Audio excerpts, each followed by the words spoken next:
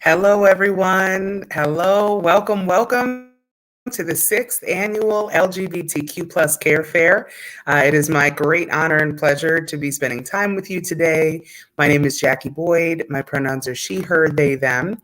And in collaboration with Affinity Community Services, this is our 6th year offering education and resources for folks who are aging or on their caregiving journey.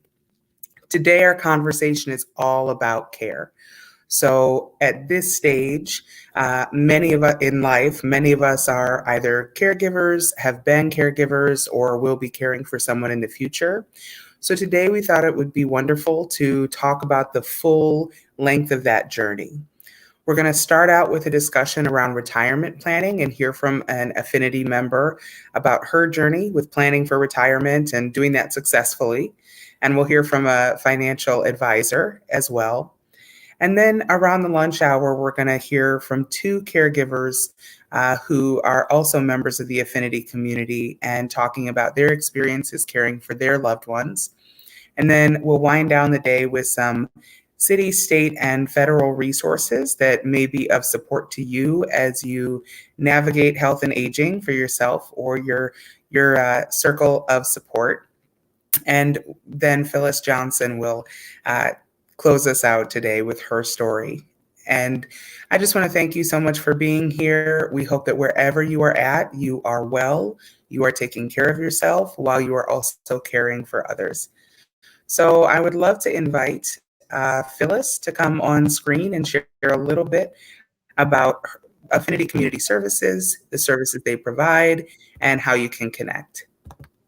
Hi, Phyllis. Hi there, Jackie. Thank you. Affinity Community Services is a 26-year-old, almost 27-year-old organization, social justice organization that supports and advocates for LGBTQ folks, primarily African American, focused on Black women on the south side of Chicago. We do our work. We're primarily a volunteer organization, but we are supported by a very small but incredibly capable staff. We do a lot of our work in generationally oriented groups, and I'm pleased to say that this year, while one of the generational groups has primarily planned the care fair, the prior 6 ones, this year we've been engaged with all the peer groups, looking at all our interest in caregiving, care planning, and retirement. I'm going to pass it over to Toy to talk a little bit about the Trailblazers, which is the group that started the care fair along with the care plan. Good morning. Welcome to our 6th annual Trailblazers Care Fair. We're happy to have Jackie Boyd again with us. She keeps the ship steering the ship in a sustainable manner. Trailblazers have been around, as you know, for about 6 years. We got together and we said to people over 60, you're in the LGBTQ community. What can we do for ourselves, and what can you do for us? And what can we do for you as advocates? Here are the items that we think are important to our community. And we had a vote and we went through, sifted through. We worked with Anna Deshawn as a liaison from the board, and we got everything together and we began our journey. This year and during the pandemic, we did phone tree work, calling some of our members who needed someone to talk to about various emotional, social distancing, and in some cases, COVID.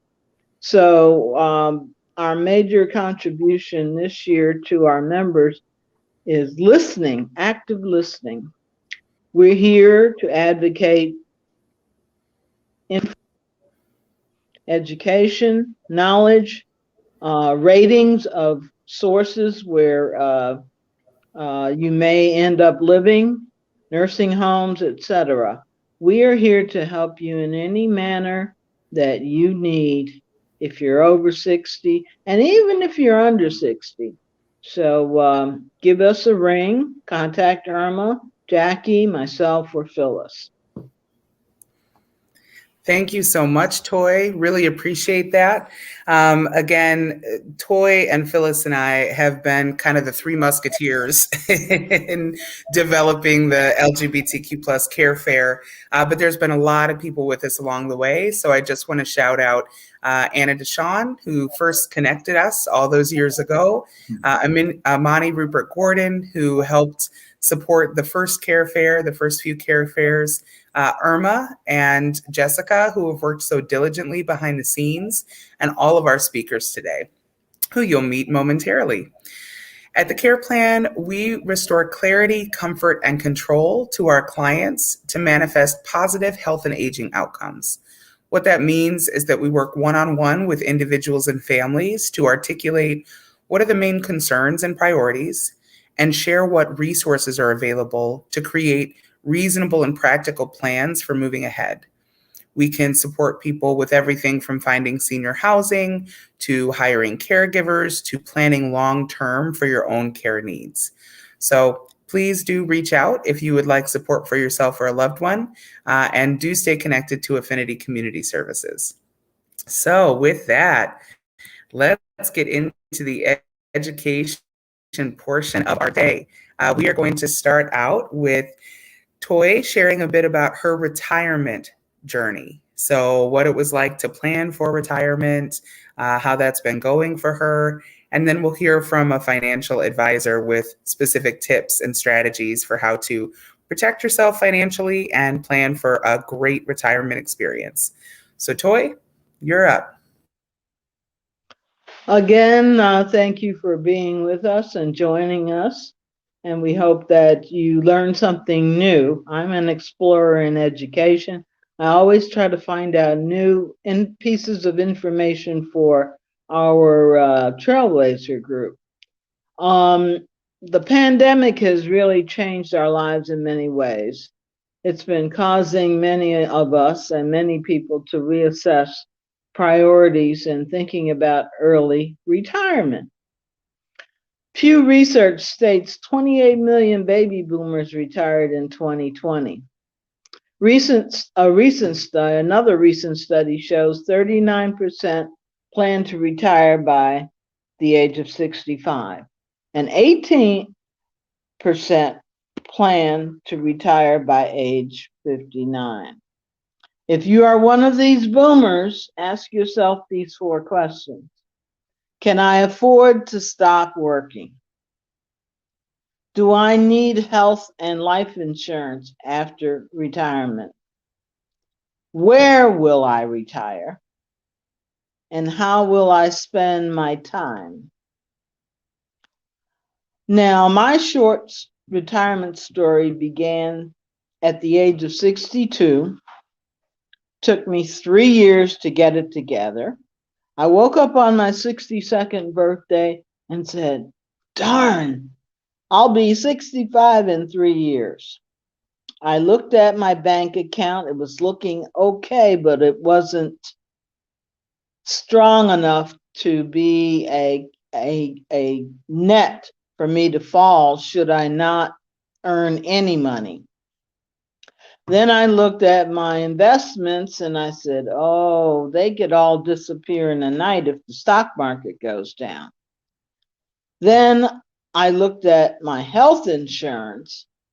I didn't have any. I had current health insurance under the job, but I said, suppose I have a massive condition that costs thousands. I've had 3 or 4 since I retired. Totaling, I guess, close to $300,000-$400,000. And thank God I had health insurance or took the initiative to get better health insurance or increased health insurance. Life insurance, yes, I almost left here, and it made me look at my life insurance situation.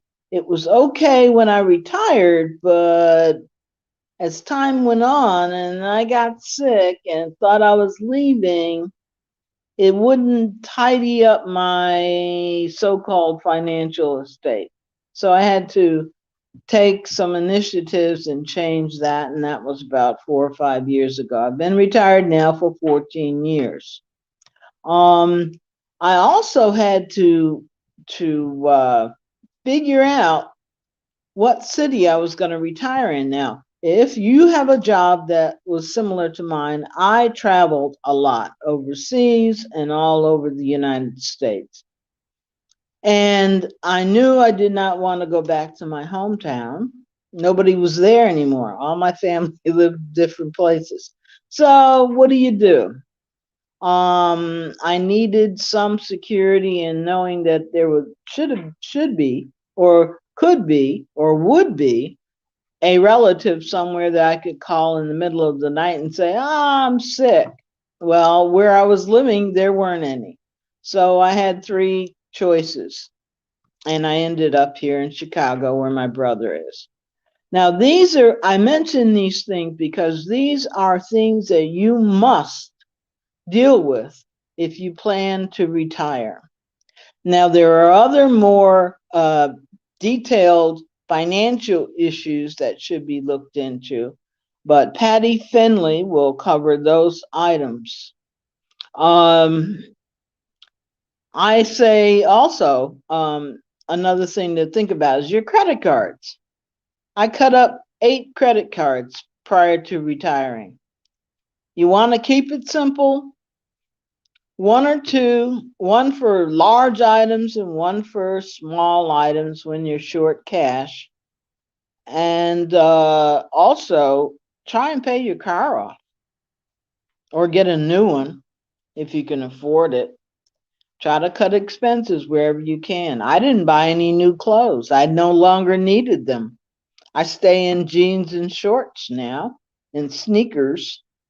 So these are some of the practical items that you must look at as you prepare for retirement. In my mantra is, in planning your retirement, reality matches your retirement dreams. And now we're gonna turn it over to Patty with the details.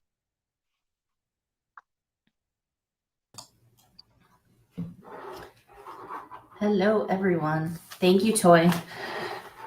Are you sure you all need me for this? I think Toy covered quite a bit of things. So thank you all for having me. It's a pleasure. It's an honor to be here. Thank you to Affinity. Thank you to Jackie and the Care Plan, the Trailblazers.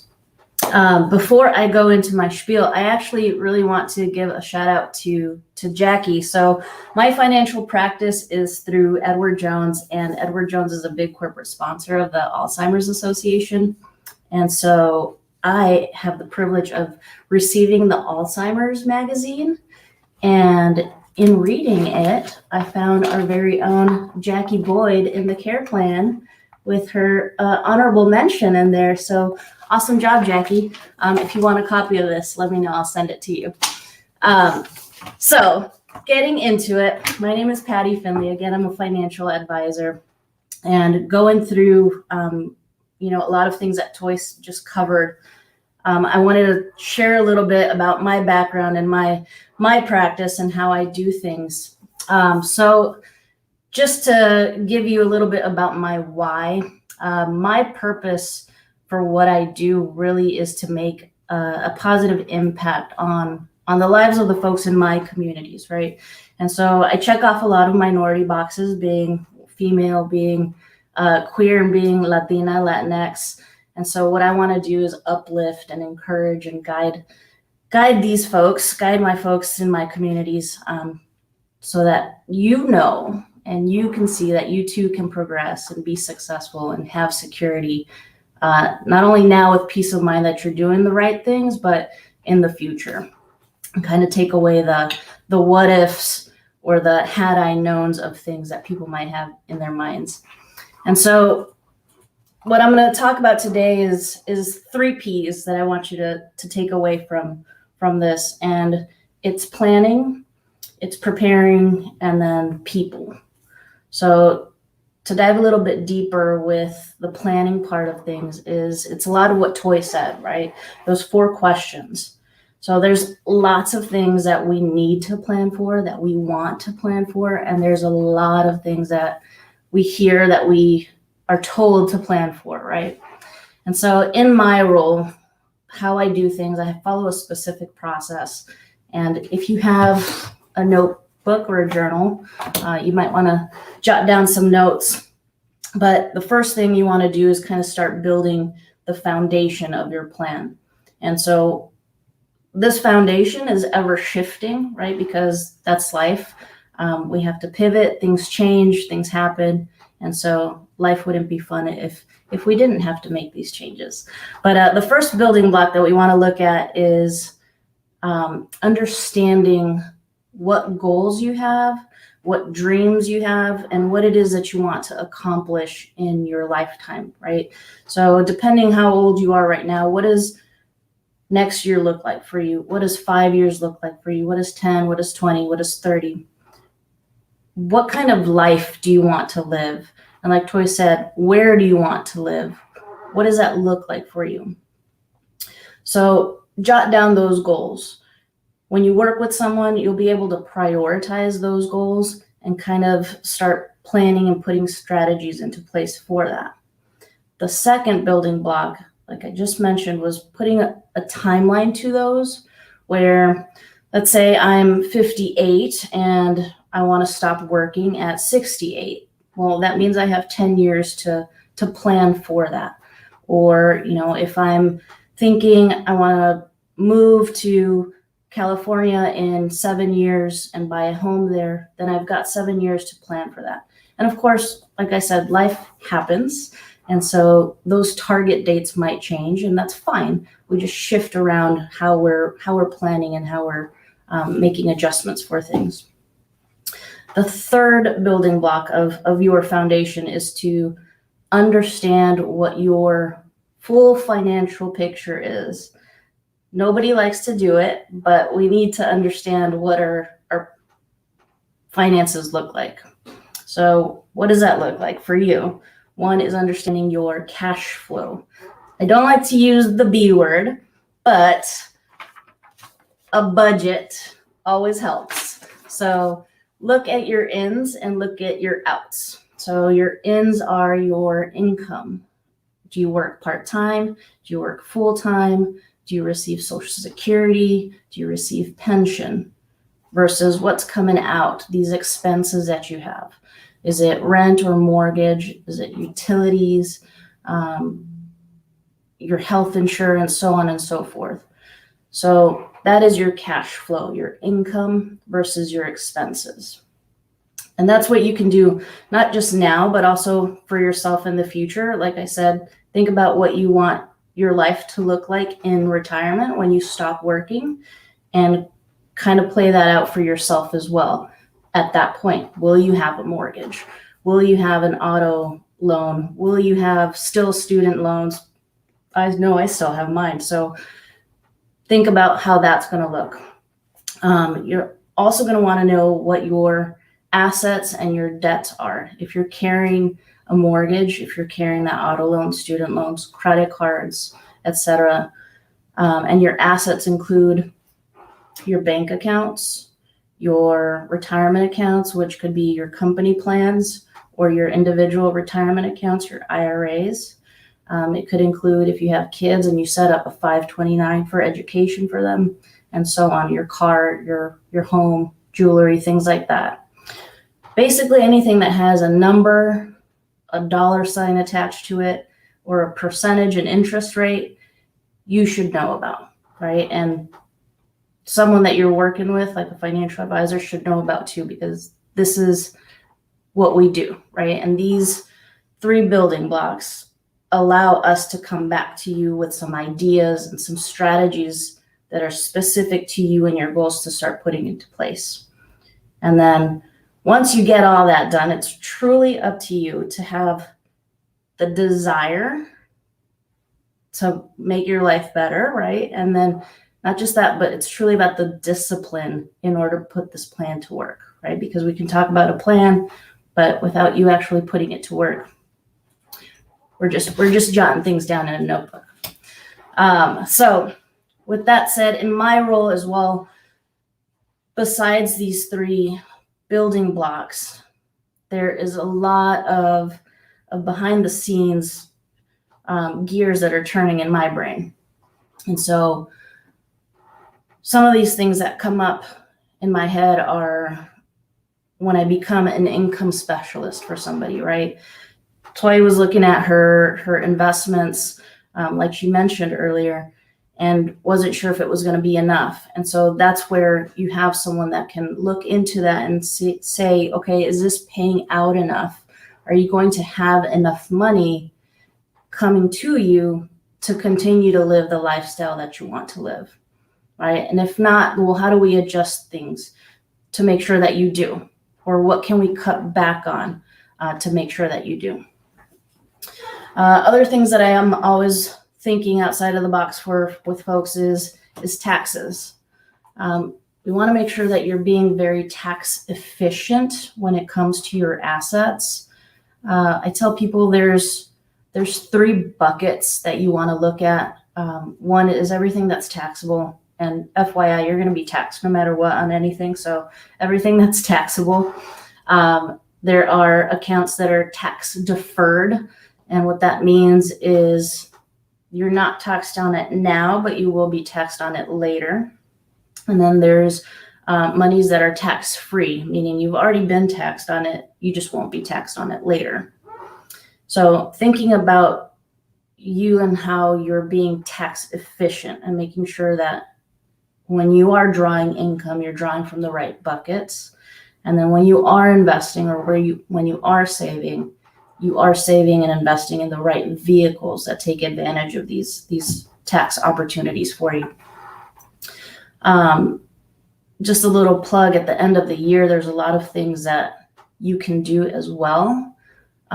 When it comes to your investments, there is what's called tax harvesting, where depending on how the market is doing, you can take some of the losses to offset how your taxes are going to look. By no means am I a tax professional, so that is something that I recommend you talk to a tax professional about. It is also, if you have mutual funds, it's also the season where they do pay out capital gains. And this is something that you don't see yourself as an investor. You just receive it basically based on what that mutual fund did throughout the year. And then there's also the option of charitable giving. So you are required to take a minimum distribution from your retirement accounts once you achieve a certain age. But you can take that required minimum distribution if you don't need it and give it to a charity that you prefer.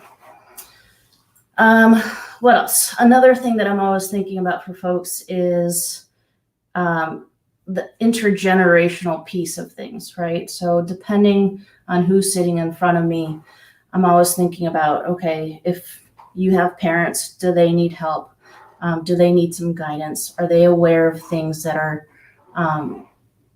that they might need?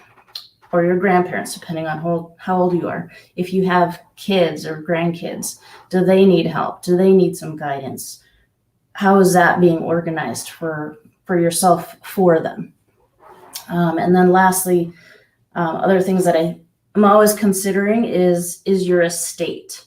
And so the word estate might bring up some things for folks. I was actually talking to my partner about this yesterday, and she mentioned not having an estate. And we were talking about our families and stuff. And so long story short is what I told her was your being is your estate, right? So if I had nothing but the clothes on my back and $5 in my hand and I passed away in the street, my being, that $5, that clothes on my back, that is my estate. And so who is going to handle your estate, and how will that be handled? Obviously, we're all different, right? So we could have a home, we have our assets, so on and so forth. So that all encompasses our estate. So you want to think about, you'll hear these terms, excuse me, you'll hear these terms of a power of attorney. You'll hear a healthcare power of attorney. That's very important as well. It could be as simple as a beneficiary being added, or you might have more complex needs where you have a will or a trust. So these are all questions. These are all thoughts in my brain when I'm always talking to folks and making sure that they're aware of these things that they may or may not need, right? But so that they know what's out there. Excuse me one second. All right, so the second P is being prepared and preparation, right? So be prepared for milestones and changes that happen in life, and know what options you have out there for you and your unique situation. Toy mentioned life insurance and health insurance. And so as we get to a certain point in our lives, you got to start thinking about life insurance if you need it. Health insurance you're always going to need, right? And then the third thing would be long-term care. And this is something that you should think about, as we get to a certain point in our life. And all of our situations are going to be unique. And there's something to think about when we think about our own family medical history when it comes to these things. Other milestones and changes that happen in your life could be, if you change your job or your career, what do you do with those benefits that you left behind? What do you do with the benefits that are offered at the new employer, if anything? Or if you just completely left that job scene and started your own business, how do you help your business? How do you help yourself? And how do you help your employees at that point? There's always marriage and divorce, right? How does that change your tax filing situation? Are you going to plan together? Are you blending families? What does that all look like? Of course, we always have life and death, right? We might have the birth of a child. How do we prepare for those expenses? In our queer community, right, there's a lot more planning that has to happen beforehand for us to have a child. Are we going to do surrogacy? Are we going to do IVF, insemination? What does that all entail, and how are we going to prepare for all of that? Death of a family member. Got to think about, how are they organized? What do we have to deal with? And I talk about deal with because it's a lot of paperwork. It's a lot of things that happen while we're mourning the loss of our loved one. All these things you have to be prepared for, or at least ask to be aware of options and resources that you have. Other milestones in our life come down to specific ages that we get to. And by that, I mean laws that are put in place regarding our retirement assets, regarding Social Security. For instance, at age 50, if we're working and we have an employer plan, we are able to catch up with our contributions. And so what that means is they always allow us to add a little bit more towards our retirement at that point, at age 50. Also at age 50, and this is kind of a thing with my firm, is that's the age, and it all depends upon, again, your family medical history, about long-term care. And so that's something that it would be a disservice to you if I didn't mention, right? Because that is something that a lot of people don't know is available to them, if it's affordable to them, so that if something does happen, you're not drawing down on assets that you might need for a different purpose. So that's at age 50.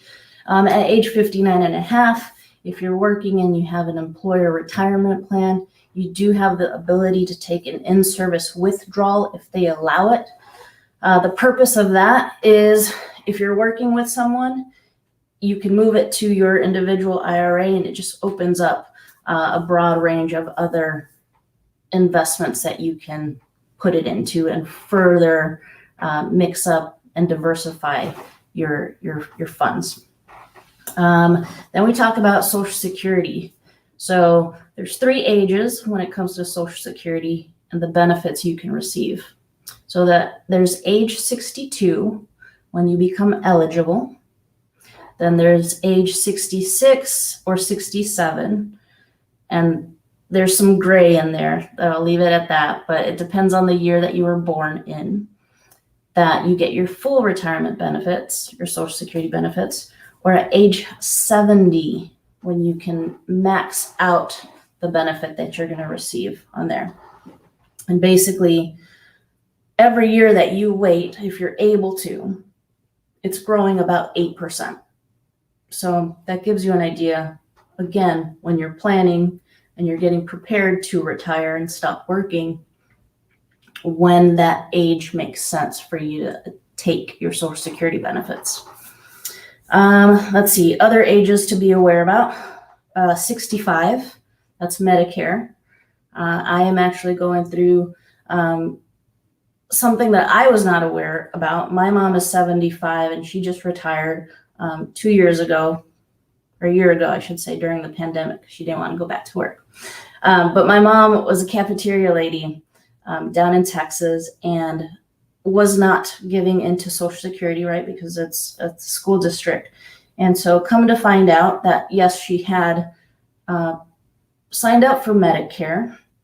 However, because she was still working after 65 and had a credible drug planned through work, had not signed up for Medicare Part D. And so when you are signing up for Medicare, please be aware of the options that you have with Parts A, Part B, Part C, Part D, and then the rest of, it goes through N, just so you know, rest of those plans that are out there, and finding the right one that makes sense for you. So that's at 65. That's a lot.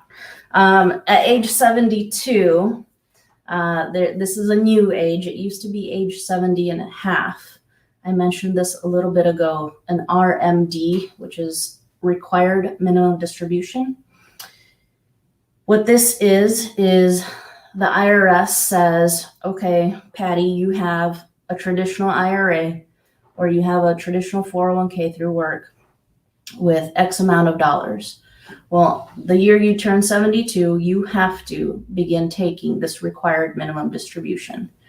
And there's a lot of calculations that go into this based on life tables, etc. But they say if you have, 100,000, you have to take X amount every single year.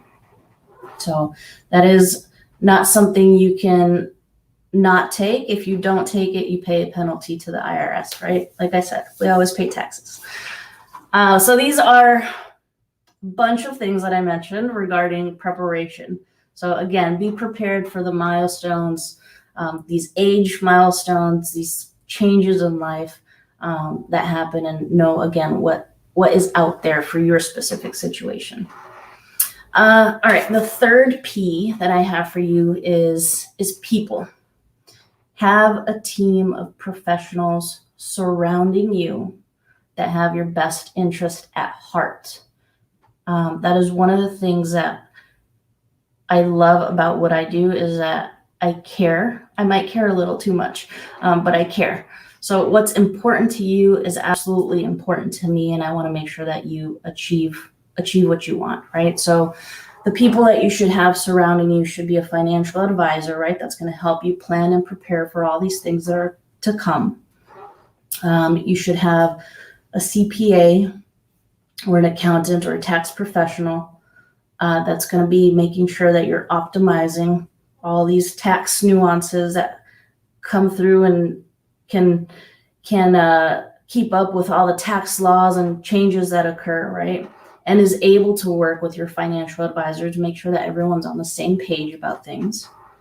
Another person that you should have surrounding you, if you need to, again, it depends on your situation, is going to be an estate planning attorney. So this person will help guide you through those things that I mentioned, like a power of attorney, a will, a trust, and put the right legal documentation in place that's going to be specific to your situation. Other people that surround you could be, think about a bank representative who, like a mortgage lender, if you need a mortgage, or a bank rep that offers personal credit options if you need it. And of course, care consultants like the folks at the care plan that can hone in on their specialty of guiding you through those moments in life, because our health is absolutely important.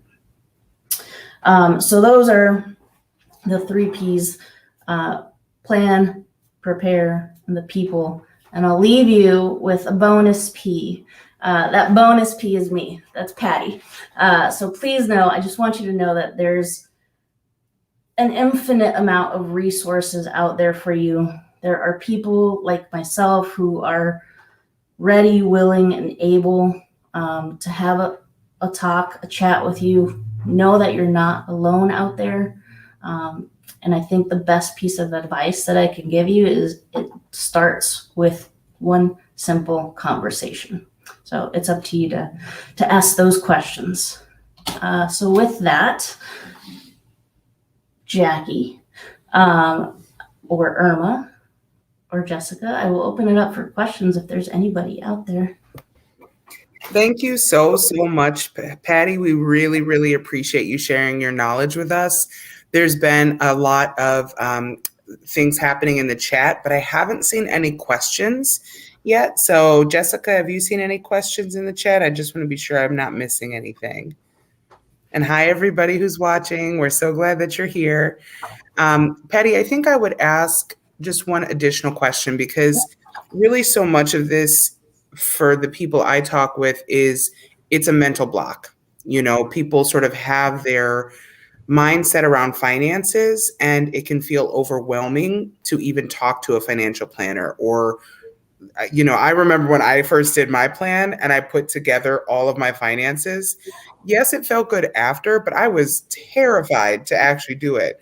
So could you speak to kind of the mental game of how do you work through any of your blocks around money, or your fears around money, or bad experiences you've had, to actually embrace this and, you know, feel more powerful and confident as you start to change your relationship to money? Yeah, I think great question. It is about your relationship with money, first of all. I will say, if it wasn't for the role that I'm in, I'd probably know none of this, right? And so it's about asking, it's about the questions, it's about who you work with too, and who you align with. Because one of the things that, if I speak to myself about my process, it's really simplifying things and making things uncomplicated. And so I know, like I said, I don't like to use the B word, which is budget, because that's a pain in the butt for people. But it really is an eye opener and can serve as a checklist when you do go through line items about, oh, I probably shouldn't be spending money on Hulu, Netflix, Apple TV, Amazon Prime, like all of these things, right? Something like that. And where you can kind of scale back on things. It truly becomes about, okay, I can talk about this all day long, but it's going to be about you saying, all right, I'm going to take the reins. You gave me the tools. You told me about, you know, what you're recommending I should do. It's up to me to finally do it. It's up to me to have the discipline to do it. I'm not gonna, you know, force someone to do it if they don't want to, right? I would love to go to the gym and work out. Do I do it? Not really. So it's that type of thing. Do I have the discipline to get up every morning at 6 a.m. to go to the gym? No way. So I truly wanted to, yes. But again, it's really about simplifying things for folks and really, you know, like I said, what's important to you is important to me. And that's what I want people to know when they work with someone, to, if that goal is at the top of your list, then let's get to it. Would you mind sharing a little bit about how you got inspired to become a financial advisor? Like, what was it for you? Was this something that was in your family or you knew somebody? How did you get connected? No, I absolutely did not know anybody. So how I got into it. So I used to be in banking before this. I got a little burnt out by the revolving door of people, and it wasn't what I wanted anymore. Mm-hmm. And so I quit, and I've never not had a job. I've always worked since I was 15. This is recorded, right? 15 at a place called Taco Fiesta down in Texas. I'm from Southern Texas on the border, and I've never not had a job. And so I found this role via Google. Thank you. So this role aligned with me because I could build the relationships with people for the long term. Mm-hmm. Like it's not a one and done thing, right? Your life is changing constantly, and you're going to need someone. You're going to need a sounding board with someone that you're working with. Mm-hmm. So that's how I got into it. I by no means had anyone to show me the way. I'm still learning as I'm going. I've been in the role 5 years. Laws change all the time. So, I mean, yeah. And we met pretty close to when you first started. And I remember Patty hosts and invited me to be part of a group called Out in Front that meets monthly to network. So for folks who are looking to connect with other LGBTQ plus providers, Out in Front is a great resource. Patty, we do have a couple of questions that have come through. So the first question is, how do you find a financial advisor you can trust? Go interview them. Yeah. And can I ask, because there's another question about like, how do you do this if you don't feel like you have a lot of money? How do you get connected to the right folks? So could you even take it a step back? Like, where do you look? How do you find, financial advisors if you have no prior knowledge? Of course. Simple Google engine search will help you find people in your area if you want to. Give me a call and I can help you find someone if you want someone more local, right? The good thing about Zoom now, and one of the good things about the pandemic that occurred was, we can go national with things. And so it makes it a lot more efficient. So find a handful of folks if you have the time, right? Ask to set up an appointment, talk to them, pick their brain, ask them questions. First, find out if they charge for that conversation. That's number one. If they don't, then have that conversation, pick their brain, and see who you connect with. Again, a lot of the people that I work with, we align together. I mean, we have good conversations. We get down to business, but along with it, it's a lot more personable. It's not very button up tie type of thing. If it wasn't for this, I'd be in a sweatshirt right now, or jeans and shorts, like Toy said. And I wonder, you probably have some kind of document that outlines this, but what questions should people ask in that interview?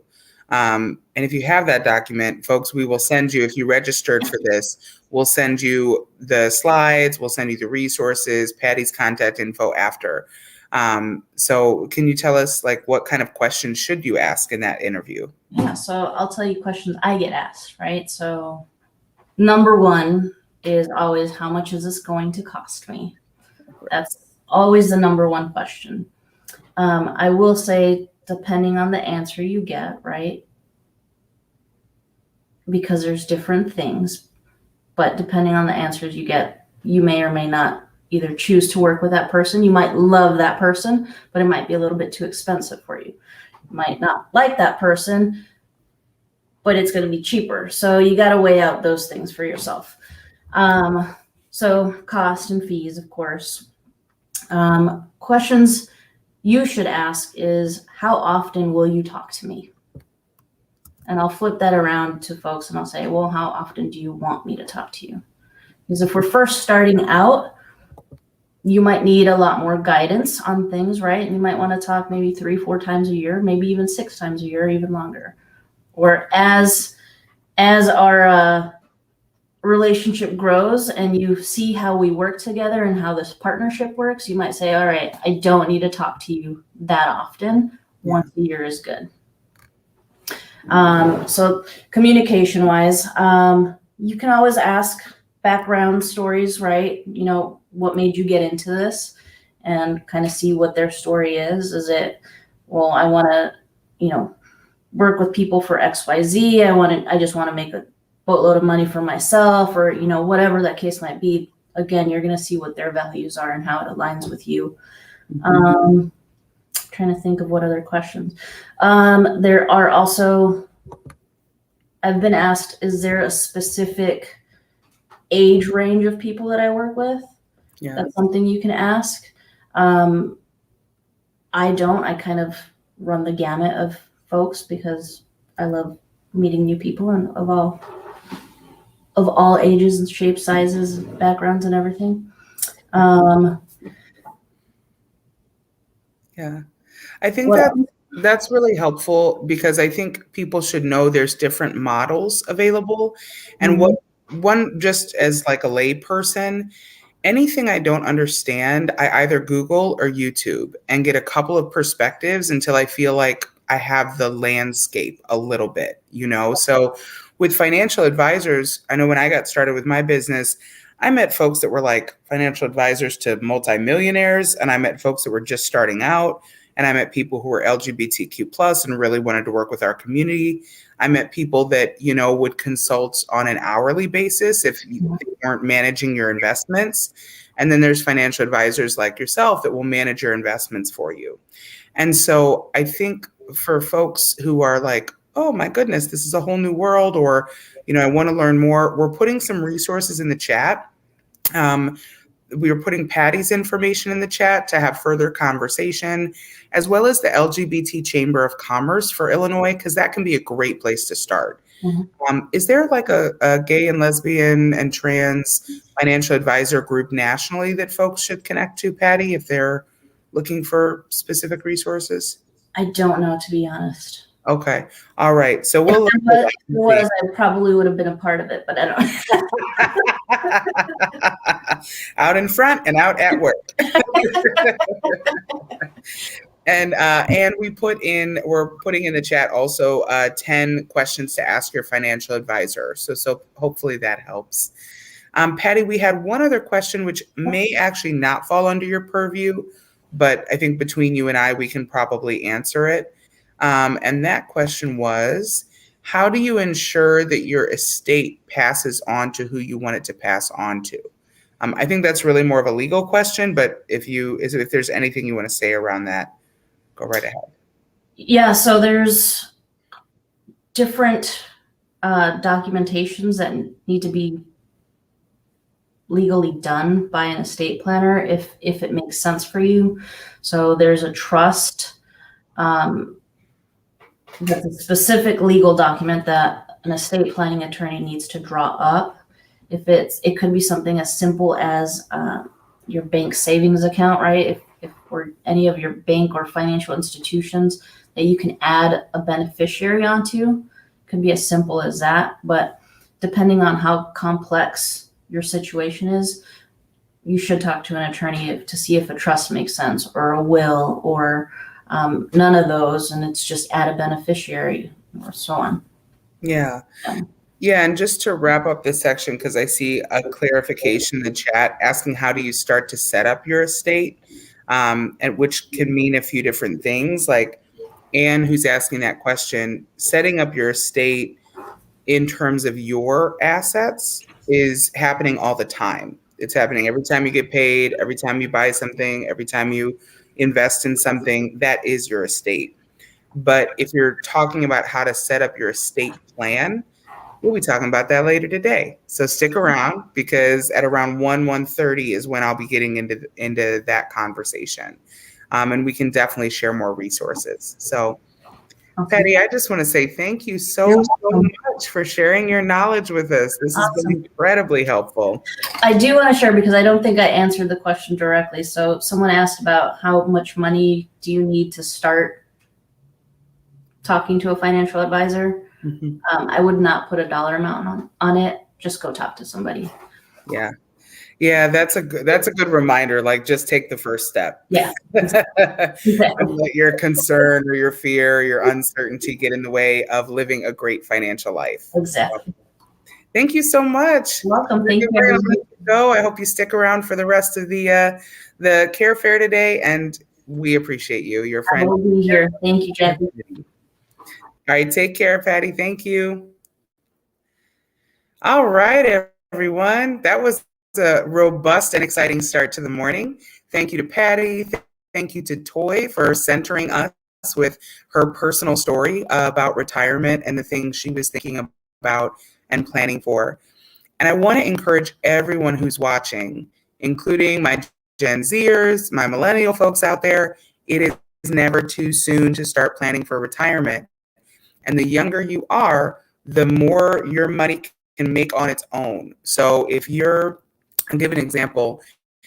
One of the best things my parents ever did was purchase a life insurance policy for me when I was much younger. And then at the age of 18, and they did this for all my siblings, at the age of 18, we could use the investment that had accrued to pay for, a car or go towards college or anything that we needed. I kept mine in place, and it's a good thing because as a larger size person, it's harder for me to get life insurance. And so that gift that my parents gave of, paying a little bit every month to make sure that I had life insurance as a child has actually been a great investment for me throughout my life, and is the way that I have life insurance now. There's been, for most of my adult life, I wouldn't have qualified for it as a larger bodied person. So it's important to think about these things, not just for ourselves, but how are we talking about finances with the younger generations? How are we investing, right? Now that I have that perspective, I'm like, sure, I could buy you some stuff for Christmas, but what I'm really going to get you is I'm going to get you a life insurance policy, or I'm going to get you some investments. I'm going to get you something that will continue to grow so that you have that nest egg or have those assets when you need it. So we'll keep staying in conversation, and I know finances is always a hot topic. But let's get back to talking about care. So for the rest of today, we're going to be hearing caregiver stories and learning about some of those additional health resources and the aging process, and just how to feel more in control and in the driver's seat when it comes to caring for yourself or a loved one as we age. So our first speaker is going to be Dr. Maria Glover Wallace, and I'll be sharing a video that she and I recorded earlier today. So we'll have the pleasure of seeing and hearing her, even though she can't be with us in person in this moment. So give me just one moment, and we'll make sure that technology is working.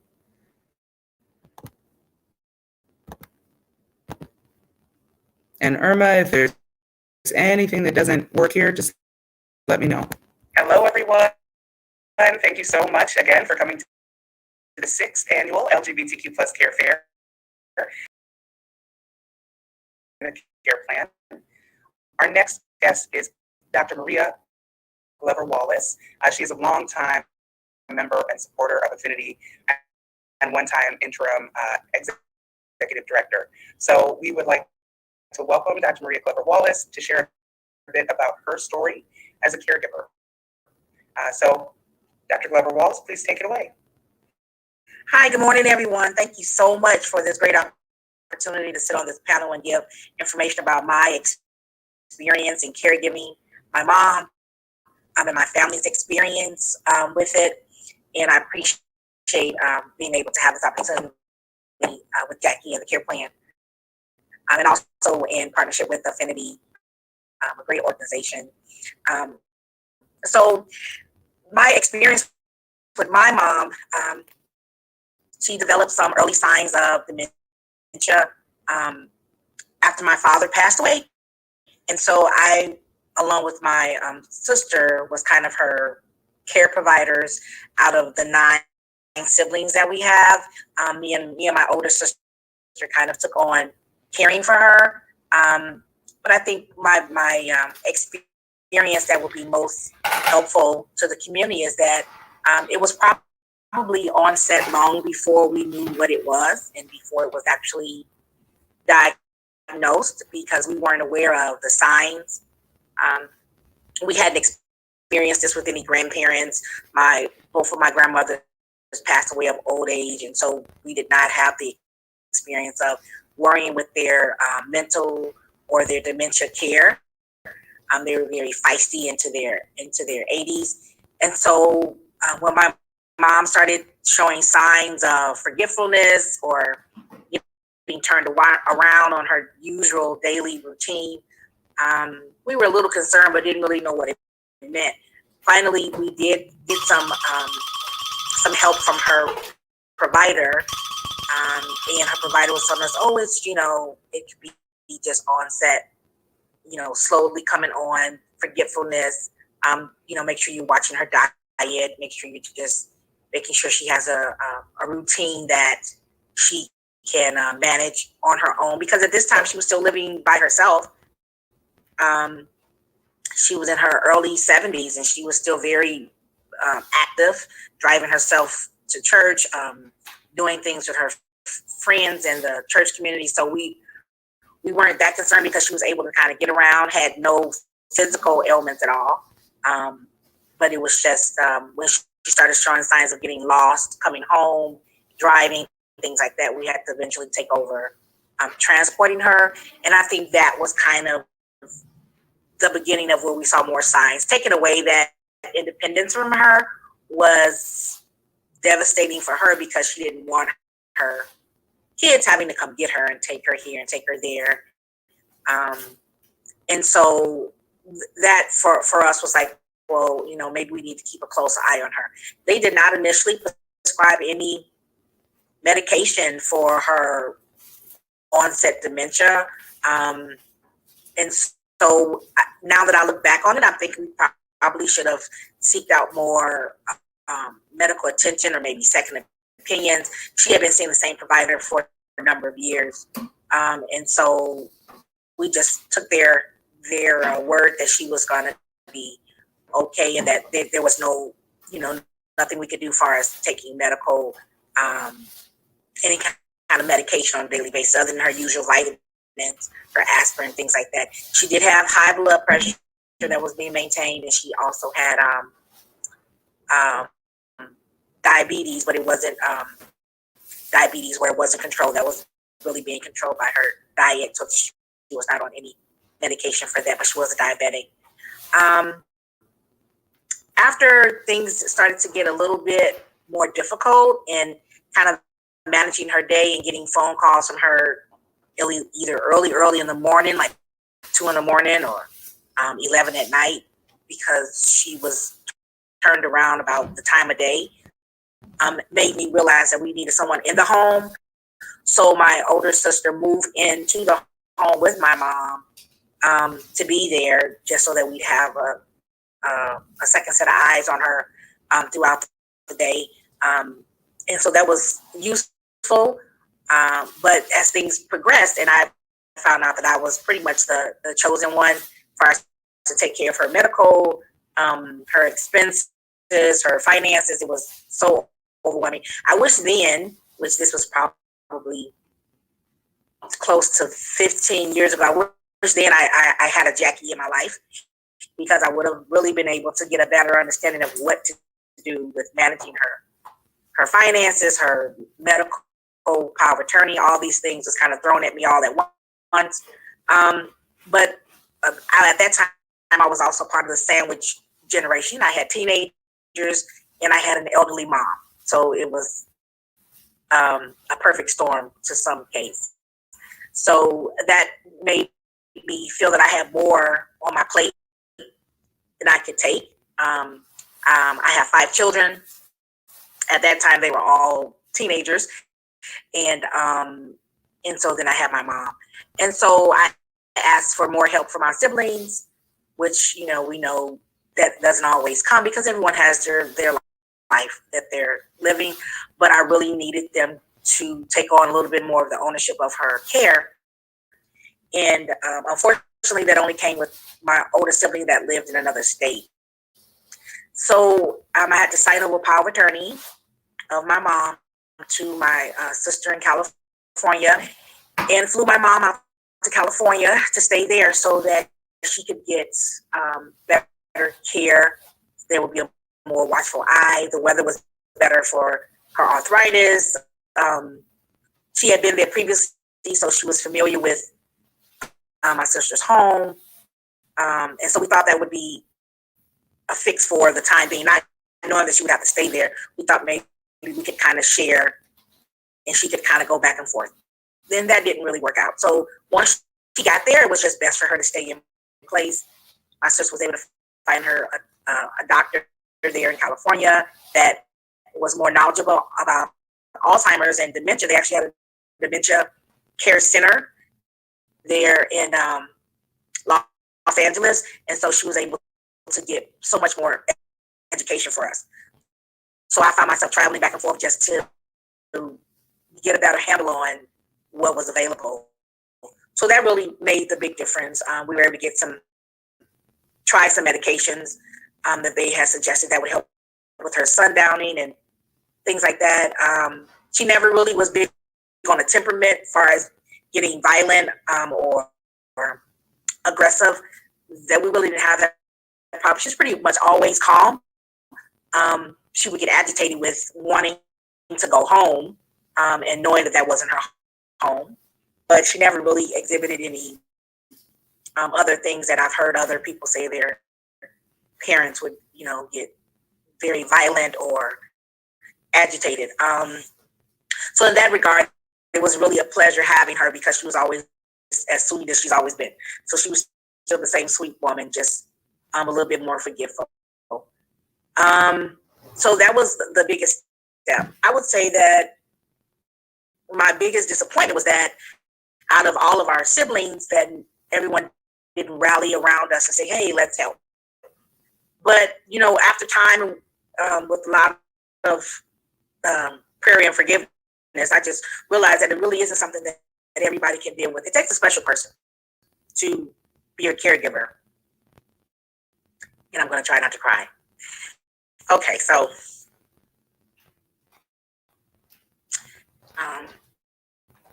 so my mom stayed there, and she got really good care. My sister was the best. And so after about 9 years or 8 or 9 years, it just got progressively worse. She eventually passed. And she passed in her sleep, which was such a blessing. But the dementia, developed, and the Alzheimer's, and it just really took over who she normally would have been, that we wanted her to be. But I felt that she was happy and peaceful to the most part. She had made new friends, and so she was surrounded by love, and so that was really important. So we were very glad of that. With that, I became more involved in getting more information about Alzheimer's care. So I would look up different research, try to participate in different fundraisers for it, and then talk to people that are in my age group that are actually dealing with the same. So my experience is hopefully something that will help other folks to be more aware of, what happens and what you can do to better prepare. Even I don't know if you really can prepare for it, but at least you have more tools in your toolbox. And that's what I really love about being able to participate with the care plan and the resources, because it's life changing. And so I really appreciate this opportunity. So you need to ask me something, Jackie, so I don't cry. I will. And I so appreciate you sharing your story, because there's just so many levels to it, as a caregiver. And I think that's when you were talking about not everybody can be a caregiver and not everybody is meant to be a caregiver. Yeah. I think that is so true. Like, there are people that are built for it, right? For whom it's very instinctual and you want to show up and you want to help and you want to do those things. And then there's people that maybe don't have that instinct, but do it because they're coming from a sense of duty or responsibility, or there's no one else. Mm-hmm. And I think it's important for folks to know, because every caregiver I've met has those moments that they roll back in their head about what they wish they had known, what they had done, something they would have done differently. Mm-hmm. And I think it's so important for anyone who is caregiving or who has been through a caregiving journey to know that what you did was enough. It was enough. It was the best that you could do at the time. Right. And part of the reason I feel that way is because I've been trained professionally as a caregiver. I've had the blessing of doing this for 20 years, but I had training, and most family caregivers don't get training. Right. And even taking the CNA class that launched my career, that taught me the mechanics of how to help someone physically. Yeah. But there's a whole world of resources that we're not taught about, and especially in Black and LGBTQ circles, you know, we are like living in the moment and making it day to day, and we aren't spoken to really by healthcare systems to say, hey, this is here for you too. Right. Even I think about with your story, even something as straightforward as people should be aware that it's beneficial to get a geriatrician or a neurologist or a memory clinic involved when you start to see those early signs, right? Because a family doctor is not a specialist in older adult care, and they might not do those screenings or really take it seriously. Some will, but if you work with the doctor who day in, day out is seeing people over the age of 70, they're going to automatically do a memory screen. They're going to talk to you about those options. They're going to refer you to a memory clinic or give you more tools. So I think that's, you know, I view the way most family caregivers start out as you're starting the most important job of your life with no training and minimal support. Yeah. And who can feel successful in that? That's You it. know, how can you look back and be like, I did a great job, because you're learning on the job. Right. Challenging. That's exactly how I felt, like it was on the job training. Like every day I was like, oh, I should have did that. Okay, well, let me write that down. We kept a lot of logs. I kept a log here when she stayed with me. My sister kept a log there in California, like the different things that would happen. So when we went to the doctor, we had all these notes. We really tried. We like had a notebook, like, you know, what does this mean when she's like doing this or doing that?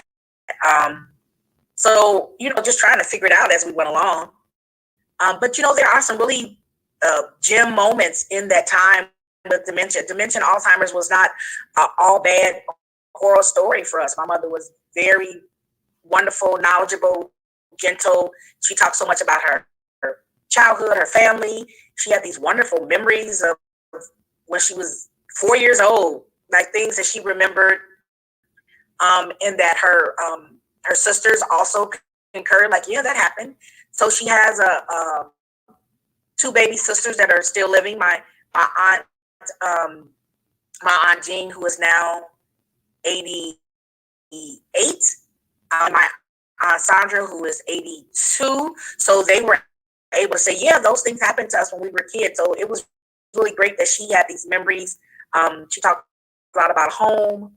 They grew up in the South, so she talked a lot about, you know, growing up, and she could remember smelling the wood and smelling the trees, and it was just wonderful.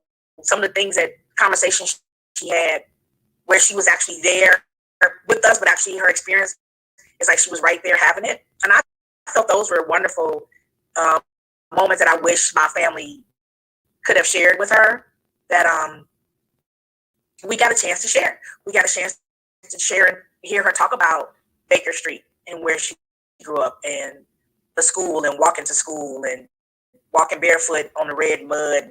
Just wonderful things that she shared with us that made me appreciate life more. So I'm thankful for that. I'm really thankful that I had that time with her. And I think that is, you and I have both done a lot of research and been part of curriculum development and things like that around, what is the experience of Black caregivers and Black lesbian caregivers and Black lesbians as they age in particular. And I think that that's an important piece for people to remember is that it's not all doom and gloom. And when you're bringing joy and openness and connection to the caregiving experience, you are changed by it. Like you are changed as a person, and you get so many gifts. I think what's hard is when you don't have support, when you don't get breaks, when you're kind of being a martyr in some ways, and it's all on you, and it's more stressful. Yeah, it's hard to be open to that. But when you can stay connected to that primary relationship, and this is my mom, and now as she's changing, maybe someday she thinks I'm her sister, maybe someday she thinks I'm her mom, or a nice person in her life. But I get different sides of her, and be with her in those places too, which is such a gift.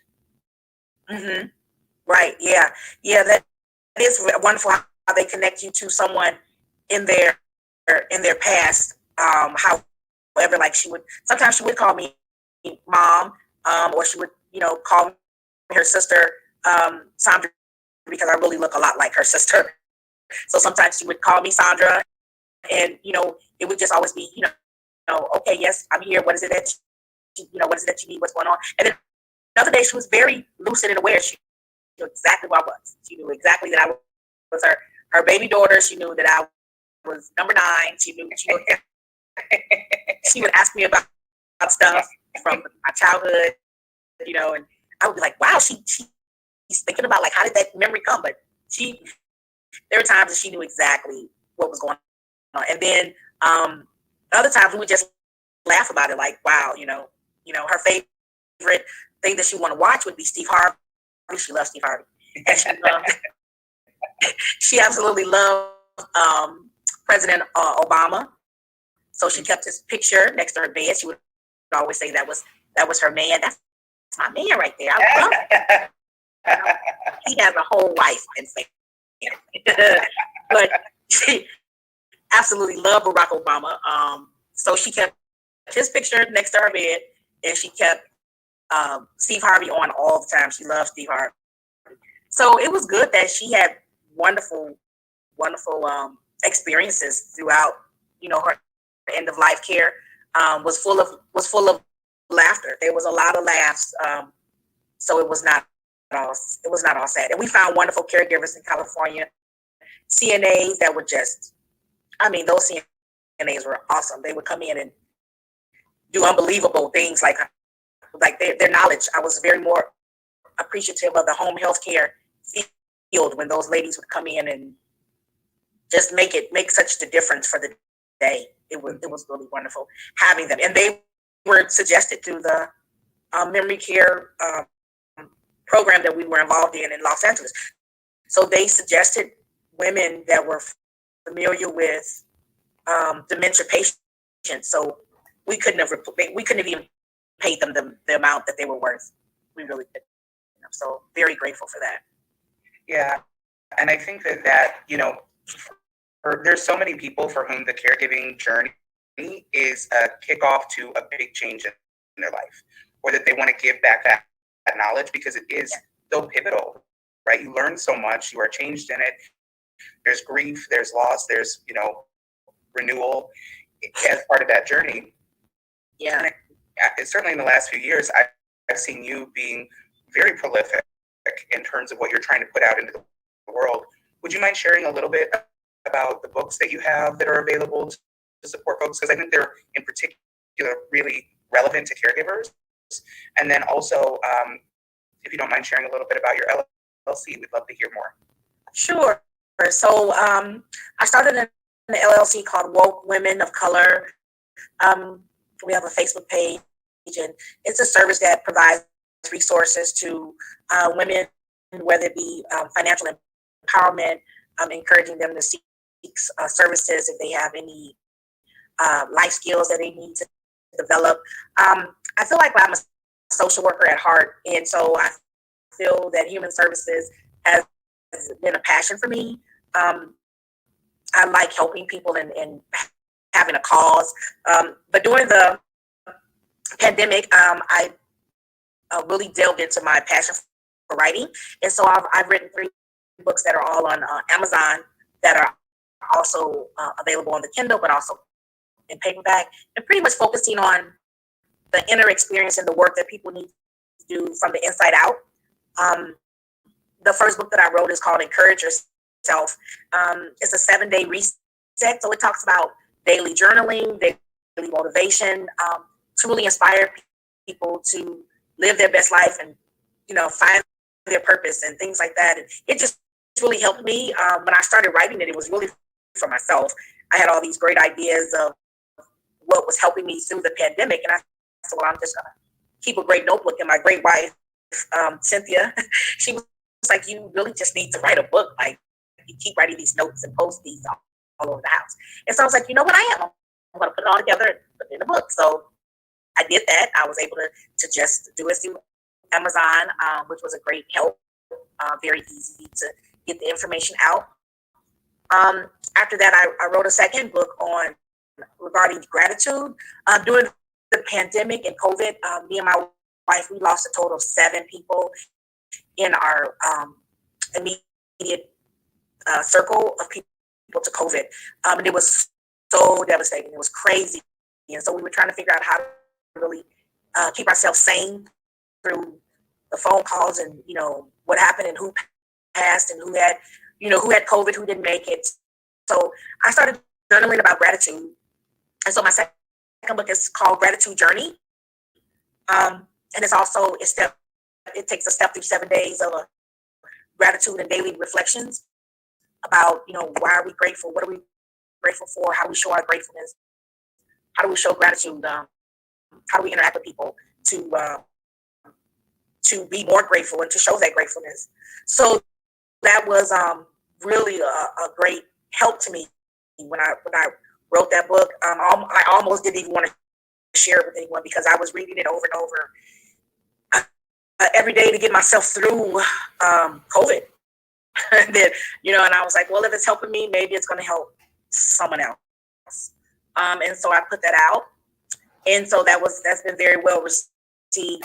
And then the most recent book that I wrote is called Nourish Your Body and Soul. And so it talks about really the food that we eat, the healthy experience, the energy that we get from food, how we get disease or dis-ease in our bodies, the vibration and frequency of food. So it's really more like getting people more aware of what they're eating and how that affects them, not only their energy, but their brain. We all know that whatever the connection is to dementia and Alzheimer's care, and a lot of it starts with diet and whatever little connection it has, it can only help if you have a healthier diet. And so I get involved in learning more information about that. So I'm very excited about those 3 books. I'll give you the information for the links. People can check it out on Amazon. But I really appreciate having that community of people that send me notes and reviews and ask me questions, and it's just another way for me to connect with people. And now that I have the writing bug, I'm just like journaling every day, like, what am I going to write about next? But I really appreciate that. I think that I'm a writer at heart. So yeah, I appreciate you giving me the opportunity to share that with people, because a lot of people are like, what do you do? And I'm like, first thing in my mind is, I write. I'm a writer. I mean, I do other stuff. But you do everything for as long as I've known you. I do a lot. I do a lot. My daily job is I'm a enrollment advisor for nursing students, which also connects because I advise nursing majors to go back and get their DMP. And I talk to students every day that want to be a nurse practitioner. And so I think that somehow healthcare is just a connection for me. And it's kind of where I'm being best used in finding my purpose. So thank you again for that opportunity to share this information. Absolutely. Thank you so much for sharing your story with us. I know that it's going to help so many people out there that are anticipating being a caregiver or in this struggle, or I say recovering from, because after somebody passes, there really is this gap of your time and in your heart that you do need to recover from and take time to heal from. So I thank you for those resources. Those are really tangible resources. So folks, it's the holiday season. For yourself, for someone else, support a caregiver out there and utilize some of these books and resources that Dr. Maria Glover Wallace is bringing to our community. And just thank you for your time, and may the people that you have lost in the last 2 years rest in peace and in power. We understand just the devastation that takes, and thank you for naming them here today. And may your spirit be well as you continue to heal. Thank you so much, Jackie. I so appreciate you. If I was there, I'd give you a big hug, air hugs. Thank you so much, everyone. Have a great Saturday.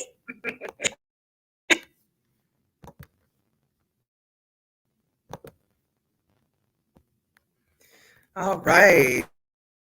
If Dr. Glover Wallace was here with us, we would be giving so much appreciation for that knowledge. It's just unreal how much you learn in your caregiving journey. And Phyllis and Toy, thank you for joining me. How are you two feeling at this point, kind of midway through the day?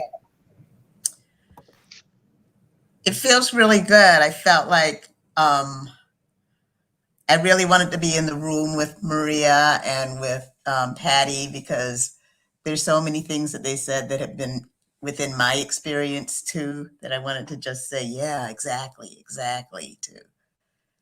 So it's very affirming. I saw you put something in the chat around when she was talking about nutrition, around that food intake affects your arthritis. Do you mind sharing a little bit more about that? Because I think, sometimes we're just getting through life and not really thinking about food and the nutrition body connection. But what have you discovered?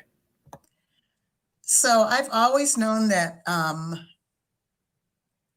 I was happiest when I ate fruit, vegetables, and meat, and that I couldn't stop eating certain foods. And then I discovered the blood type diet that sort of reaffirmed that. And also there are a lot of diet schemes that reaffirm that for me, but I was like, okay, well, that's why it maybe doesn't work for everybody. But I found that by trying to stick to that, I'm a type O blood type, it really helps me. And I've heard other people say, well, I found foods that I had a complicated relationship with. Like if you put me in a bread factory, I'd eat it all up, all of it, especially if there was butter. Nobody would have a chance. But it's just not good for me. I mean, it's like stuff that my mouth likes, the rest of me doesn't really care for always. And I've begun to pay attention to it and treat those things that only my mouth likes as super treats. So I don't not have them, but I limit them. That's really smart, because, there's so many things that are inflammatory to our bodies, whether we're talking about heavily processed foods, fried foods, all those sweets. There's so much that can inflame our systems and certainly cause fatigue, additional stress. Sugar's even been shown to cause irritation or lack of sugar when you're used to having it in your diet. So I think that might be a great topic for next year's Care Fair. To do some deep dives around nutrition, because we haven't done that yet. Yeah. Toy, how about you? What's on your mind? Having a financial background and also listening to Patty brought up several questions and also comments for trailblazers and those who are heading in the trailblazer space. You may not be 60, but you're heading that way. Mm-hmm. And that number of the current phase of people checking into their background and ancestry through DNA, I had the experience this year. If DNA relatives with verified proof pop up, revisit your will, estate, and everything. Mm. because it may change some of the current, your legal status or their legal status in your life. And I'm having to do that now because I now have another niece who I knew was out there, but I never thought I'd live to meet her. So I've got to look at some stuff. Not having any children, just a thought for people. It's part of the new wave. I don't think too many people have thought about it yet, particularly in the LGBTQ community, where you don't have a lot of us who have birth children, but you may have great and grand nieces and nephews that may be considered depending on the state that you live in. Okay, that's number one. Number two, I had two sad situations this year. Three, I went to call an old friend of 40 years and I couldn't get her. And I said to another friend, gee, I've got to get a hold of her. And I called her one Saturday morning drinking my coffee. And I got a funny feeling. And then something said Google. Lo and behold, there was the obituary. Mm. I went to make an appointment to fix some front teeth that my dentist had told me in 2019, look, you're gonna have to fix these. Lo and behold, I couldn't get through to her office. I Googled, lo and behold, she died this year, unexpectedly. Mm. So now I have to get my records from there and find a new dentist. These are things that are being caused or are side effects of the pandemic and COVID and other things. And those of us in the senior category should be looking at our papers, looking at our regular stuff, because you may say, I've got everything fixed, but you may have to go to a person like Patty or your lawyer and fix some things in paperwork you did 4 or 5 years ago. Just a thought. Yeah. The other thing is financially, the dates. When I retired, 70 and a half, as Patty mentioned, was the point you had to pull from 401ks and pensions and a lot of other stuff. Well, now it's 72. So you may be have some tax. If you haven't pulled something, you may be losing it. So these are things that we as seniors have to have an advocate, someone like Patty, or someone like Jackie, or someone in our family check for us if we're not cognizant or have enough educational information to ask questions or review. So you've got to do updates. My emphasis here is update, review your paperwork as you go down this aging path. That's a great reminder, Toy, and I think especially to think about updating annually or every 2 years is a good idea, because we forget the things that happen. And to your point, like people we may outlive some people in our lives that we thought would be our beneficiaries, or that we thought would be, able to pass our wealth on to. And that reminds me, which we should have said at the beginning, that everyone who's watching, I just want to encourage you to think about becoming a donor for Affinity Community Services. Affinity is powered by peer support, by volunteers, and things like legacy giving can have a huge impact. I've been a donor for Affinity Community Services for a long time, and I plan to include them in my estate plan. Because as somebody that doesn't have kids, that's a wonderful option to say, well, I worked with and respected and supported this organization for years. Of course, I would want to gift them money, because where else is it going to go? Who else is it going to go to? So making sure that, you're thinking outside the box in terms of if you feel like your family is small or your circle of support is small, organizations like Affinity are great places to think about gifting now and gifting in the future. Oh, and Anne saying, make sure to make your financial contribution before the end of the year. Thanks, Anne. All right, Phyllis and Toy, thank you so much. Really appreciate everything that you both shared and all of your help in putting the care fair together. We're going to bring Peaches on now to share a bit about her caregiving journey. I'm excited to see Peaches. Me too. Hello. Hello, friend. How are you? I'm fine. How are you? Looking cute with those glasses. Thank you.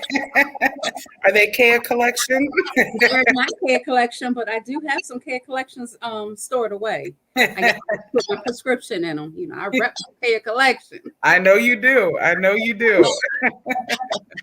Well, thank you so much for being here this morning. I know you and I touched base earlier. We are so excited to hear about your caregiving journey. Thank you so much for asking me. Of course, of course. And I thought of you for this in part because I've seen how you show up for your loved ones for generations, right? You have been a multi-generational caregiver for your grandmother, for your uncle, now for your mom. Right. So would you share a little bit about how did you become a caregiver? What was that like for you? How did it get started? I always wanted to be like in the medical field. My mom bought me a Snoopy book about cells and blood and stuff. And it was just one of the things that kids should learn. You should learn about your body parts and things like that. And after that, it went from there. So I studied, I have a little medical background. I am a certified medical technician. I'm sorry. What am I? Oh my gosh, there's so many letters. I'm a CNA. I'm a patient care technician. I'm a phlebotomist. I am a medical tech. I'm just a lot of stuff. Like, I can save your life. You know a lot. I can save your life. And my grandmother was getting sicker. She was getting older. I noticed a couple things when we would go to church. We would go to church, and she'd be nice and pleasant on the way in church and inside the church. But then it was a different person when she came out of church. Like, she was driving, and let us say we just got out of church, and she cussing people out. Oh my gosh. I ran home and told my mom. I was like, Grandma's using like all this foul language. Like, I've never heard her use this kind of language before. We got to do something. I was like, I don't think she should be driving with these people. Like, something's got to give. And we kept an eye on her. We would, take her here and there. We'd get her checked out at the doctor's office. They said that she did have a mild dementia. She had a 2-3 hour test that confirmed that. Afterwards, like I said, we kept an eye on her. I was taking her to doctor's appointments. I was in charge of all things medical because I have a medical background. I was taking her to a doctor's appointment one time, and my mom and I had keys to the home, and we could not get a hold of her on the phone. I was calling and calling. When I finally went upstairs, it was bad. Like, I made the personal decision that day, she's coming home with us. Like, she can't stay by herself. All the water was running, all the lights were on, the TV was blasting, like, she was asleep in the chair. She wasn't dressed. Like, yeah, this can't happen again. This is not going to happen again. And we took her in, and we rearranged the house and she stayed there. Do you mind if I ask you about that piece and how that worked with moving her in? You know, because you have a smaller family, it's you and your mom. How did that work for you two? At the time, my mom and I stayed together, but we had a 3-bedroom home, and my grandmother we just put her in the middle bedroom. I literally put her furniture together, like literally. We thought when we ordered the dresser and the nightstand and the bed and everything, we thought that was all coming together. No, baby, it came in boxes. So I was on the floor in the living room getting splinters and calluses and everything because I was screwing this stuff together, and I made sure. And like, because of the dementia, I told my grandmother, like, look what I did. Like, I wasn't looking for a big round of applause. I was just looking for appreciation, I guess. And she was like, okay. Like, I didn't ask you to do that. And I was just like, excuse you? Like, I got calluses on my hands. Like, I got splinters in my legs. Like, my butt is asleep from sitting on the floor so long. You better appreciate this. Of course, I didn't say that, but come on, make me feel wanted or something. And we put her in the middle bedroom, and we got her furniture together, and we brought some of her stuff in, and there was a couple incidents. She called the police on us because she wanted to go home. Alzheimer's, dementia, you just gotta love it. It just takes you through changes. Yeah, it really is. Things are always changing, but I think your story is really interesting in comparison to Maria's story. Because she's like, mom was chill, you know, we were able to have these memories, like, but your experience, your grandma, you know, and I had the pleasure of meeting her, strong personality, strong woman her whole life. Very. And strong in terms of that, like, armor. You know, I always sense that from her. She's a lady through and through, but had an armor to her and steel in her spine. And that sort of, like, it's me against the world a little bit approach. Yes. So how did you deal with that, you know, not getting that sweetness, not getting that positivity from her as you were doing all of this care? I had friends. I had Ann Morgan and Nurse Kelly and a couple other people Kaya, they were really there for me to let me know you're not doing anything wrong. It's not her, it's the disease, but it still hurt. Like, my grandmother called me names I didn't even know she knew. Like, she said things to me that I didn't know she even knew.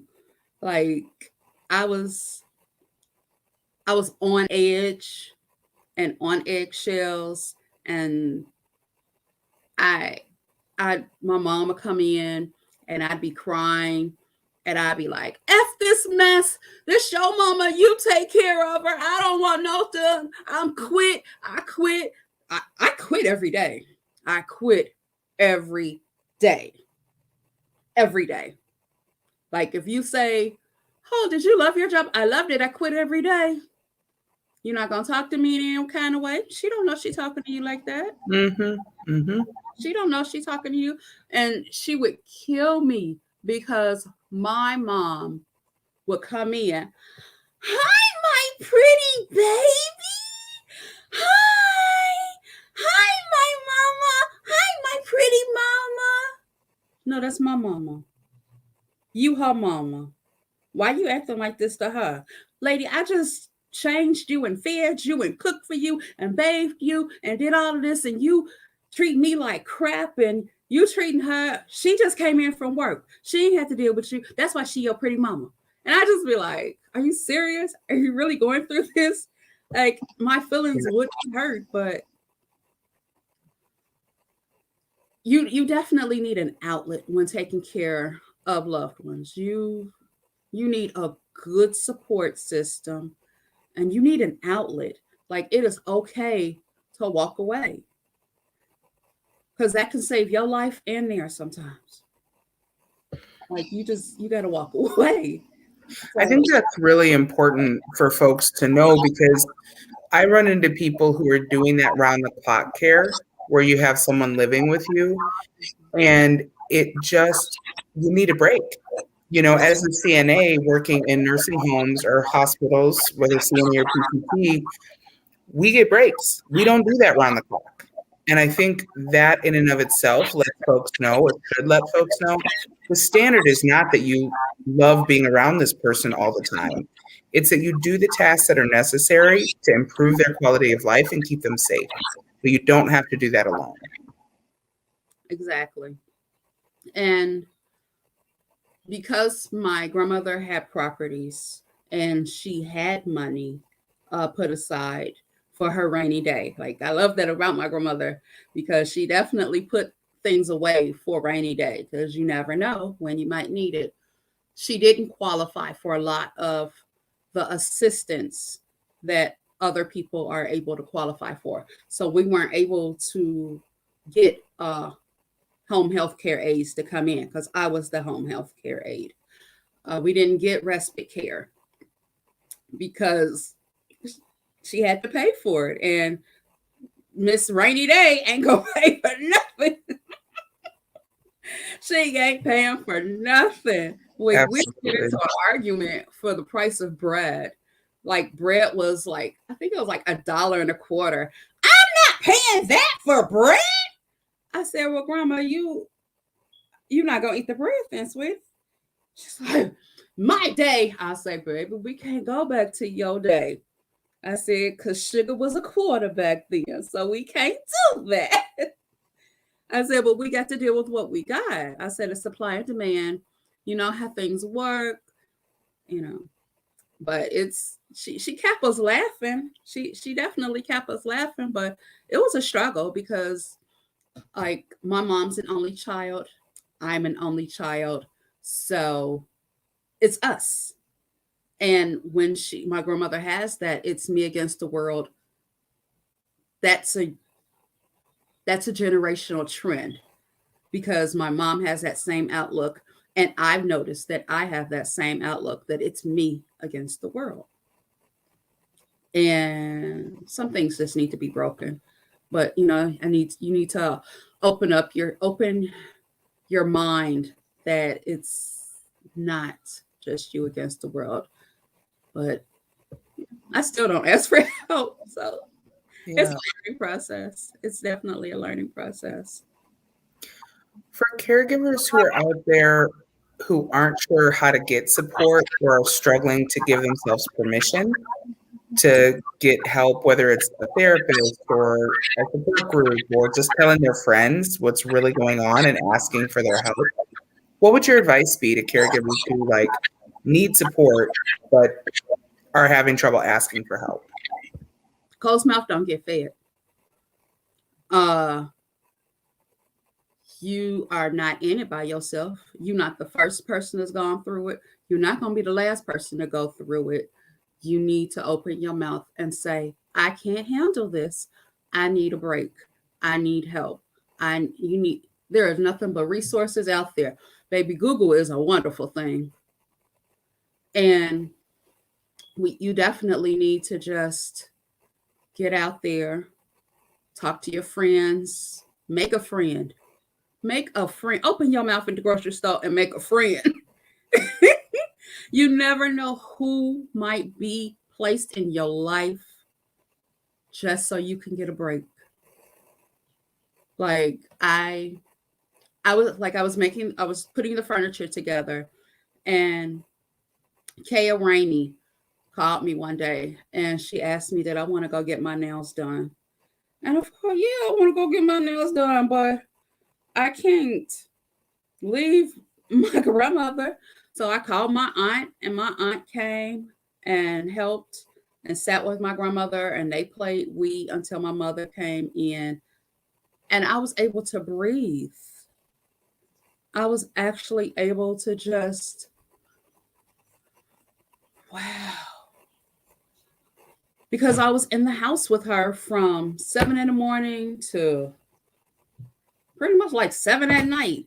Because I would still be there while my mother was doing the transition between me and my mom and everything. And but I still think she had the easy part because my grandmother she get home about 5, grandma's in bed by 9, 10.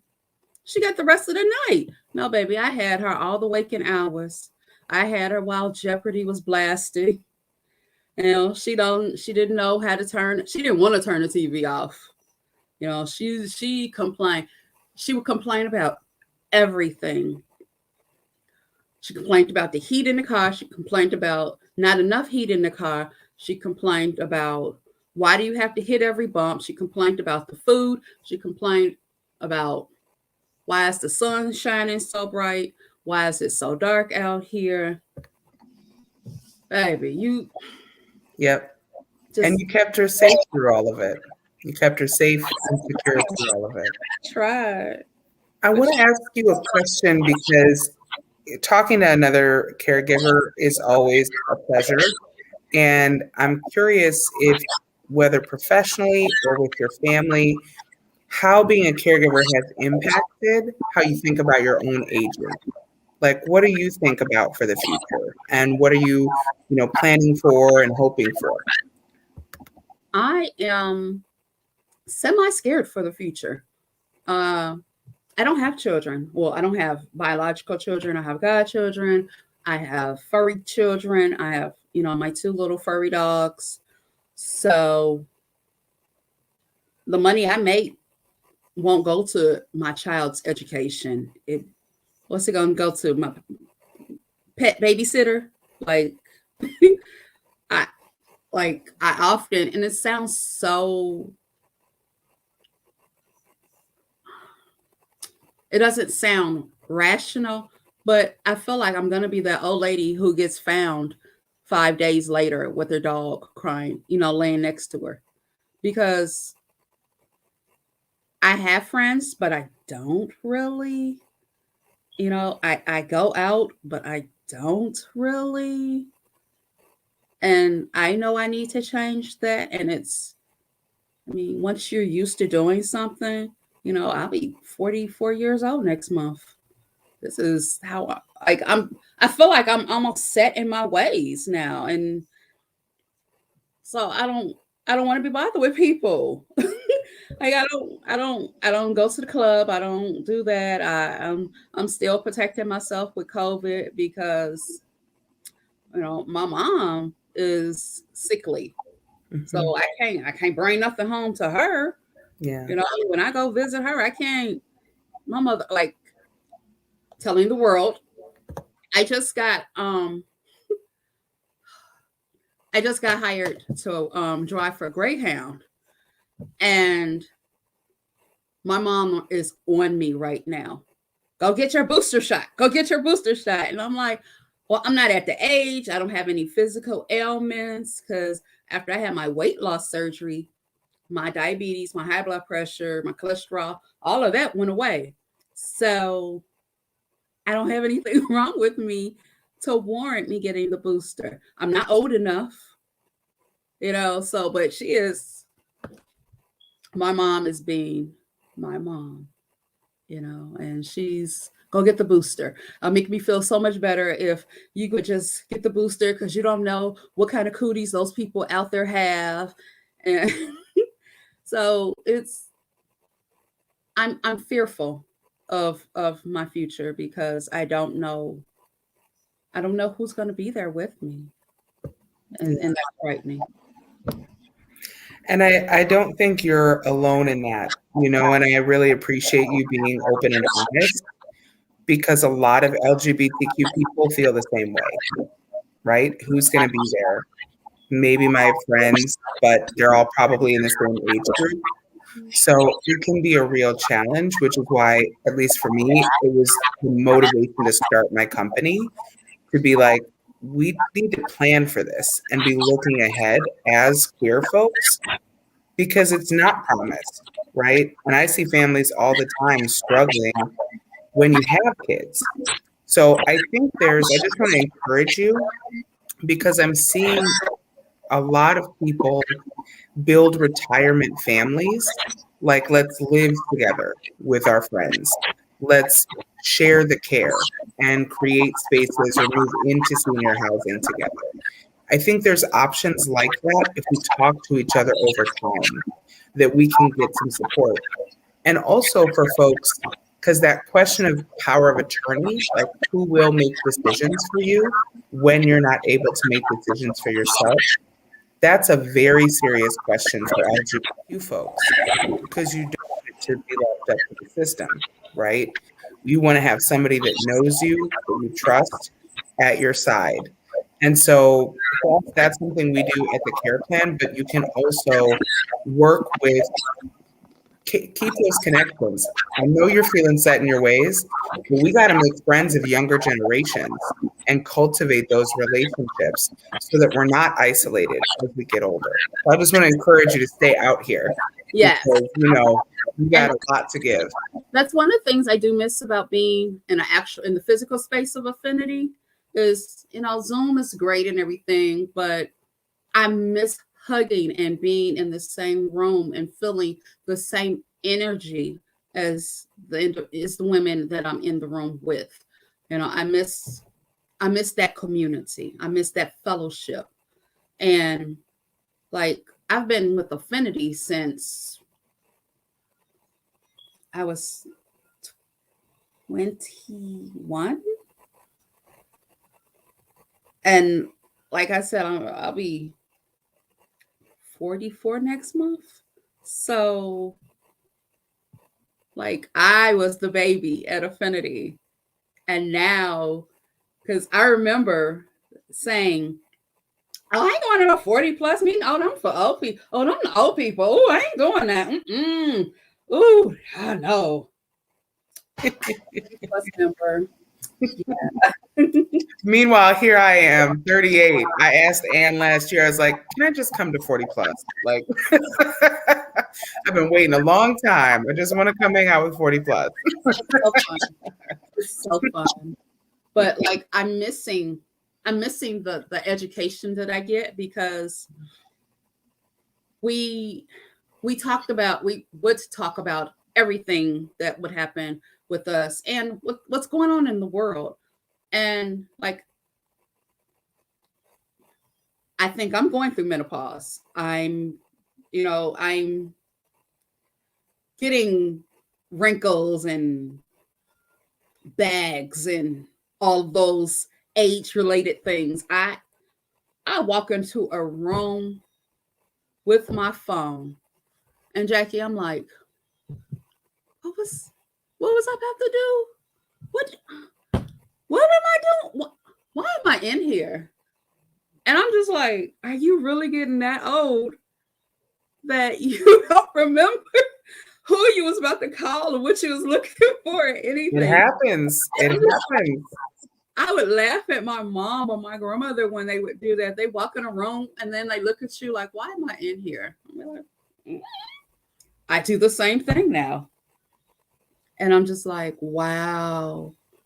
And I just noticed, because I don't have a lot of close people with me that, and I notice these things by myself. So I'm like the fly on the wall, because I notice the things about other people. Like I'm the watcher, like I like watching from afar. You tell a lot about people when you just watch and not talk. So, but it's life and it happens, and praise be, I'm just glad that I'm able to experience it. I'm here for all the bumps and curves around this lovely world. I had to unmute myself. I was trying to get some resources for folks. Thank you so much for being with us. We really appreciate you sharing your story. And just, continue to be who you are, make those connections, And we all want to be back together in person with Affinity. You got a lot of love around that in the chat. So thank you, friend. All right, take care. We'll see you soon. Bye. Okay, everybody, let's just give it up for Peaches. And if you see her out and about or in the chat, please say some kind things, because, you know, she and Dr. Glover Wallace and everybody here is spending their Saturday with you to share education and resources. Speaking of, Peaches had mentioned the conversation she's having with her mom around the booster shot. The booster shot is actually available and recommended for all Americans over the age of 18. So we're putting those resources in the chat. So please do, you know, if you haven't gotten vaccinated, we strongly encourage you to get vaccinated. And if you haven't gotten the booster, please consider getting the booster. This is the holiday season and folks are getting together and we're seeing those numbers rise. So let's keep ourselves and the people that we love safe. The other resource that I'm going to put in the chat is one that after I come back, because we're going to hear one more story from Phyllis. But for those of you who are like Peaches saying, well, I don't know who's going to care for me. I don't know what this is going to look like. I don't know. And I have some anxiety or fear around planning as an LGBTQ plus person. We're going to add into the chat something called the Prepare to Care Guide from AARP. Now, I love this guide, and you'll hear me talk about it a little bit later too. But this is a one-stop shop for explaining how to provide care, where to get resources. It gives you charts and checklists to make sure that you have everything in order. And it's focused for LGBTQ plus folks. They have it available in English, in Spanish, for veterans, for Asian Americans, in Chinese. They've done a great job of putting things together in a way that's easily digestible and that provides you exactly what you need. So I'm going to just share my screen real quick so that, again, those of you who are saying, oh my goodness, how do I do this? And what is available for me out there? This is a great place to start. So hopefully you can see my screen. And this guide, what's included is how do you even start the conversation? Oftentimes as LGBTQ plus folks, we may or may not be talking to family of origin. We may be having these conversations with our chosen family, with our longtime friends, lovers, exes, neighbors, people that we really trust that have been part of our circle of support. So this guide goes through how do you start that conversation? How do you make a plan for yourself or for someone else? And how do you form a team? I think that's the piece, just as Peaches was saying, you have to have a team as a caregiver. We have to have a team as we age. And this is when I actually get really excited talking about aging, because we kind of come at it from an ageist perspective and a doom and gloom perspective. But when you think about that time beyond retirement and being able to, have a meaningful life, we should be looking forward to that and shaping what that looks like and not having it be something that we just hope goes well. I was talking with somebody yesterday who's planning on retiring in 5 years. And I was like, well, what are you going to do after? And she's like, I'm not sure what happens after. This has been my whole life working. But we are people. We are people before we are products and what we create and where we work and what we do for work. You are deserving of rest and wellness. So thinking about these older adult years, what I call the fourth quarter of life, can really be an opportunity to grow deeper and more intentional in your friendships and build the life that you want to live. So guides like these can help you take care of the logistics and feel like you have that in place. And then you can just go about the business of living life. So I'm going to pause because it's actually not time for my workshop yet, and ask Phyllis Johnson to join me. And we are very, very lucky because Phyllis is going to share pieces of her story. And Phyllis, you have been a caregiver to many loved ones as well as an advocate. So please take it away. Thank you, Jackie. Hi, everybody again. You know, I was thinking about this morning, and when we originally planned me telling my story, I was like, okay, I'm going to tell my story about my mom. And then I said, well, that really doesn't cover it. So I thought I'd do two things. I believe in three key things. I don't always get them, but I believe in them. So I just want you to know, I believe in dignity. I believe in hugs. And boy, have I been missing them. And I believe in collective action. And I think caregiving has to be some kind of collective action. So I've had a series of deaths, as many people. I'm 71 now, so as you know, when you get to my age, that happens. But the first one happened when I was 33 years old. My older brother, who was only 36, died suddenly. And so I came down, spent some time with I came to Texas where my parents lived, and he's buried now, and spent some time with my parents. And, you know, watched as their relationship changed, even though they wouldn't admit that it had, which is, I understand, normal. So then my dad died. My dad decided that even though his kidneys were failing, he was not going to go on dialysis until it was too late. He started to go on dialysis. That created a wealth of health issues, and he died a month after he started dialysis. I could see that was happening. He was sundowning in the hospital. I was told that that's what that was part of. So my job, I felt, was to help take care of my mom. And because I was at that point in my mid 40s, and I was commuting to Dallas, Texas from Chicago, I cashed in my life insurance. I said, okay, now I know I need to pay for my final expenses somehow, but this is more immediate.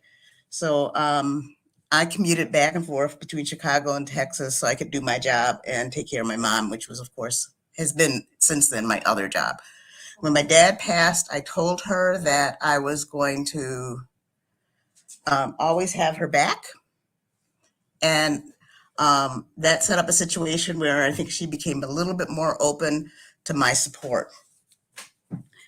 My mom comes from a family that lives forever. So her older sister, my auntie, is 101, going on 102 in 3 months.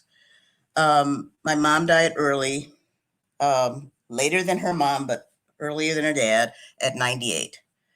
When I bought my house, I thought for sure I should have a room for my mom. She'd just come up to Chicago from Dallas. This was my first single family house, and certainly the first one on the lower floor. I used to live on the third floor, routinely on the third floor. So any of you guys that have arthritis know that that's not going to really work. So sorry, my dog is in here and he's being very needy. I bought a house with a third bedroom in it. I figured, fine, you know, Robbie and I were going to find out if our relationship would work when we lived together, but we had spare bedrooms, so we were all good. My mom had no intention of ever moving in. So I started supporting her lightly as a daughter. She hadn't lived in town for about 30 years, but now she's in town. So I started visiting routinely, and I had a visiting day that supported her. And then as my wife and I began to get planned for our wedding ceremony, she got gravely ill and died shortly thereafter. So I spent an immense amount of time not caring for my mom, just checking in with her, and devoting my time to my spouse, which created, oddly enough, jealousy.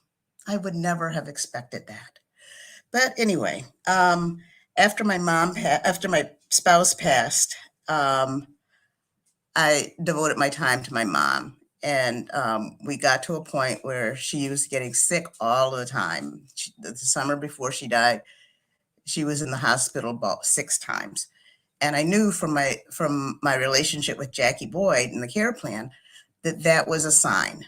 And so I started preparing myself. It terrified me that she was going to die. When my spouse died, I wasn't sure I was going to be able to make it through, because Robbie was my rock. And so I had no clue how to move forward, but I did have this mission of my mother, so that was helpful. So I started caring for her, and her doc finally said at one point, as she was sending her back to the hospital, you might want to talk to palliative care. We did. She got enrolled in hospice care. She came back from the hospital. Her granddog, Will, and I moved in.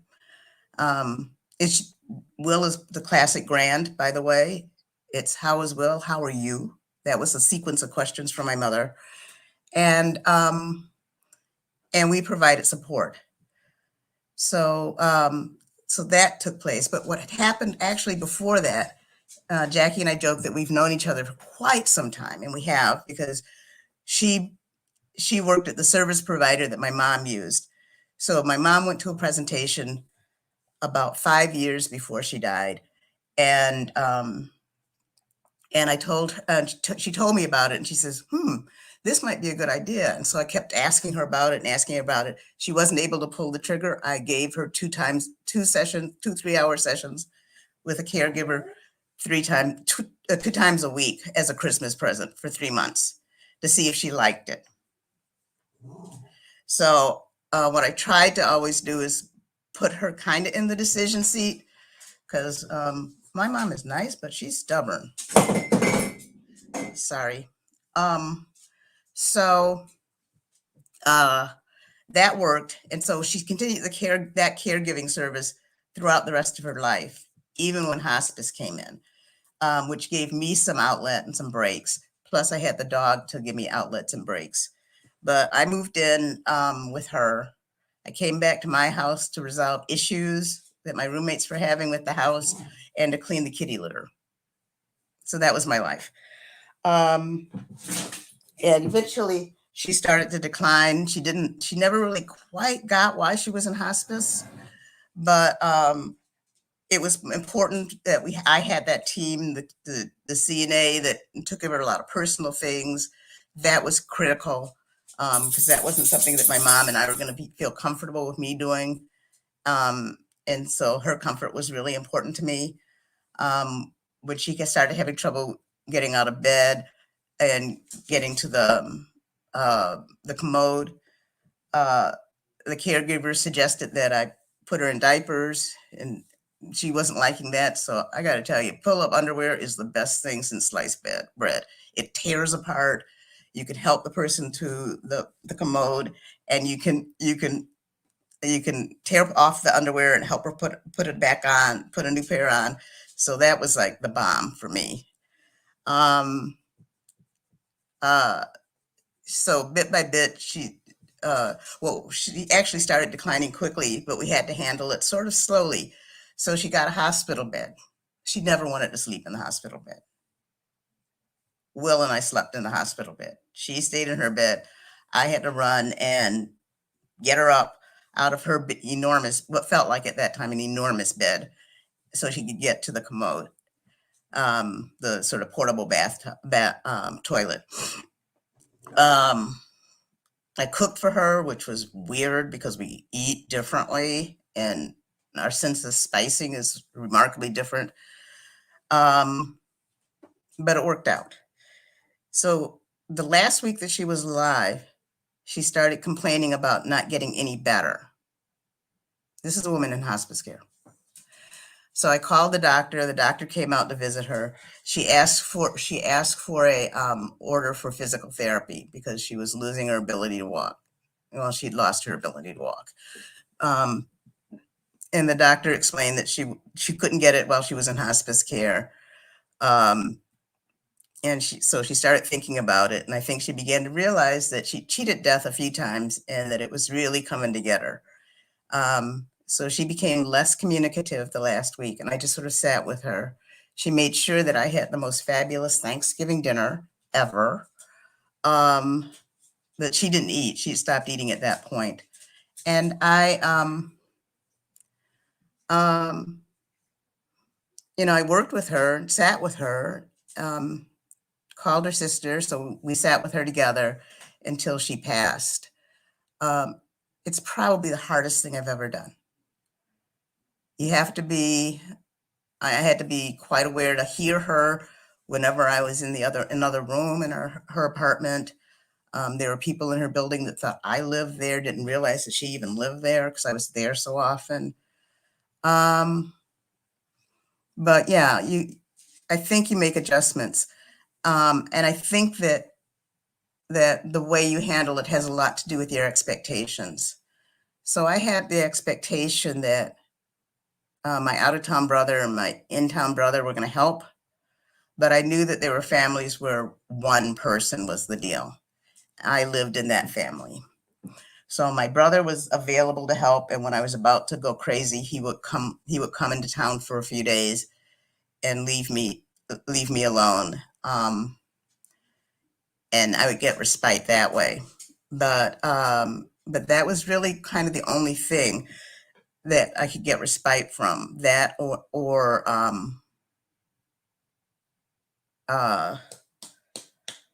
walking the dog. So Will and we developed a thing of taking really long walks. And since it was her grand dog, she was really good with that. There were several things I kind of wish I had known as time went on. I wish I'd known that it's important to challenge the caregivers and to do research on my own. What happens, I think, is that the people you're caring for develop a line of trust with their caregiver. And so their caregiver tends to give them the right information. And you have to interrupt that from time to time. I wish to check out, exactly what are the options. You have to challenge people when they tell you, well, you knew this all the time. There were things, my mother died basically from complications of heart failure in the end. But one of her last times in the hospital, a doctor sachets in the room and says, well, you knew about this, right? You've known this for a year. And I was like, no, we haven't known this at all. This is the first time we're hearing about heart failure. And he actually went back and read her record for 3 years. So you need to know how to take people to task. I grew up with the you catch more flies with honey concept. And so I challenged people, but I did it so that they would take action. And generally they did. You have to learn to ask for help. I will tell you, it is so much easier to ask for help for other people than it still is for me. I'm trying to develop that skill. I'm sure I'm trainable. You have to, a lot of times, Black folks don't look as old as they really are. So externally, we look great, right? Nice and young, vibrant, no big wrinkles, but we may not feel that way internally. And so it's our job to always advise that that's the case. And ask people, well, but wait a minute, she doesn't feel good. Or I don't feel good. This and the other is happening. I found out that, wait just a second. I found out that more and more I've learned that the medical system here is broken and it's not going to be repaired in our lifetimes, more than likely. So we have to do what we can. We have to pull in outsiders. In your circle of friends, either they're medically competent, we can read, or they know somebody that's medically competent that you can bounce ideas off of. That's critically important. You need to know where you are. Once when I was trying to get the hospice team to understand that my mother didn't understand that she was dying, they said, well, what's the problem? And I was like, I understand she's dying. You understand she's dying. The only person who doesn't understand is your patient. She wants to see her doctor. You need to let her see her doctor, even though it's earlier than she should, even if it's by phone. She needs to have a conversation, and you need to be insistent. And since they're there to help, they get you. And if they don't get you, the wonderful thing is there's usually a social worker or a nurse that will get, if the whole team doesn't get you, somebody will get you. So you just need to start asking away and asking away and asking away. I developed relationships in her building. So from time to time, the lady across the hall that had a dog would walk Will when I didn't feel like I could leave the apartment. And he was really familiar with her, so he would go out unwillingly. So that was important. Recently, I got my COVID booster and flu shot at the same time. And to tell you I was down for the count for a day, I was down for the count. I could take Will out in the morning just because, I can do everything. Not. I took him out in the morning. We took a very short walk. I called a friend to take him out in the afternoon. I just couldn't do it. It just wasn't in me. I had to wait until I started feeling better. And so I felt like I was blessed with that opportunity. So at 71, I am learning new things. I think we're all capable of doing that. So I think that's it. I think that we're all caregivers at some level or another. We have to start paying attention to ourselves and giving ourselves care. We have to start drawing the line at what we'll do to help other people. I think we have to find a way to let our parents and grandparents be themselves within their physical abilities. But, set the stage for them always helping. And, life throws you curveballs. Eat chocolate. Beautifully said, Phyllis. Beautifully said. Thank you so much for sharing a piece of your story. Honestly, we could have just listened to you the whole 3 hours. I don't think so so. much experience. No, because you do. And, I just want to uplift that the whole time I've known you, you certainly never complained about caring for your mom. And I know that it was an honor and something that you were, you had sort of adjusted to know you were going to be doing. But I have sensed in you a lightness of spirit in the last couple of months. And that's something that we don't often get to talk about as caregivers, is what happens after caregiving. And so it seems like you have been really transitioning into even more of a full and engaged life. How is that going for you? And what have you done to move yourself through this stage? Can I just tell one little story about Please, how of course. I always continue to take my mom's pulse? Yeah. So the last time that my brother came in, I called him in actually. I told both of my brothers that mom's dying and that they need to get there if they want to. And my brother was going to come after Thanksgiving, which clearly didn't work since she died the day after Thanksgiving. So he came in right away, and I was really grateful for that. I went away like I usually do. Well, at that point, she had all kinds of machinery, plus the bedside commode, this, that, and the other. I discovered, because my brother cooks, I have a fabulous cook for a brother. So he's fixing us a special dinner. I come over. Nothing is done. And nothing is done because she didn't ask for anything to get done. And I was furious for a minute. And I said, okay, I understand.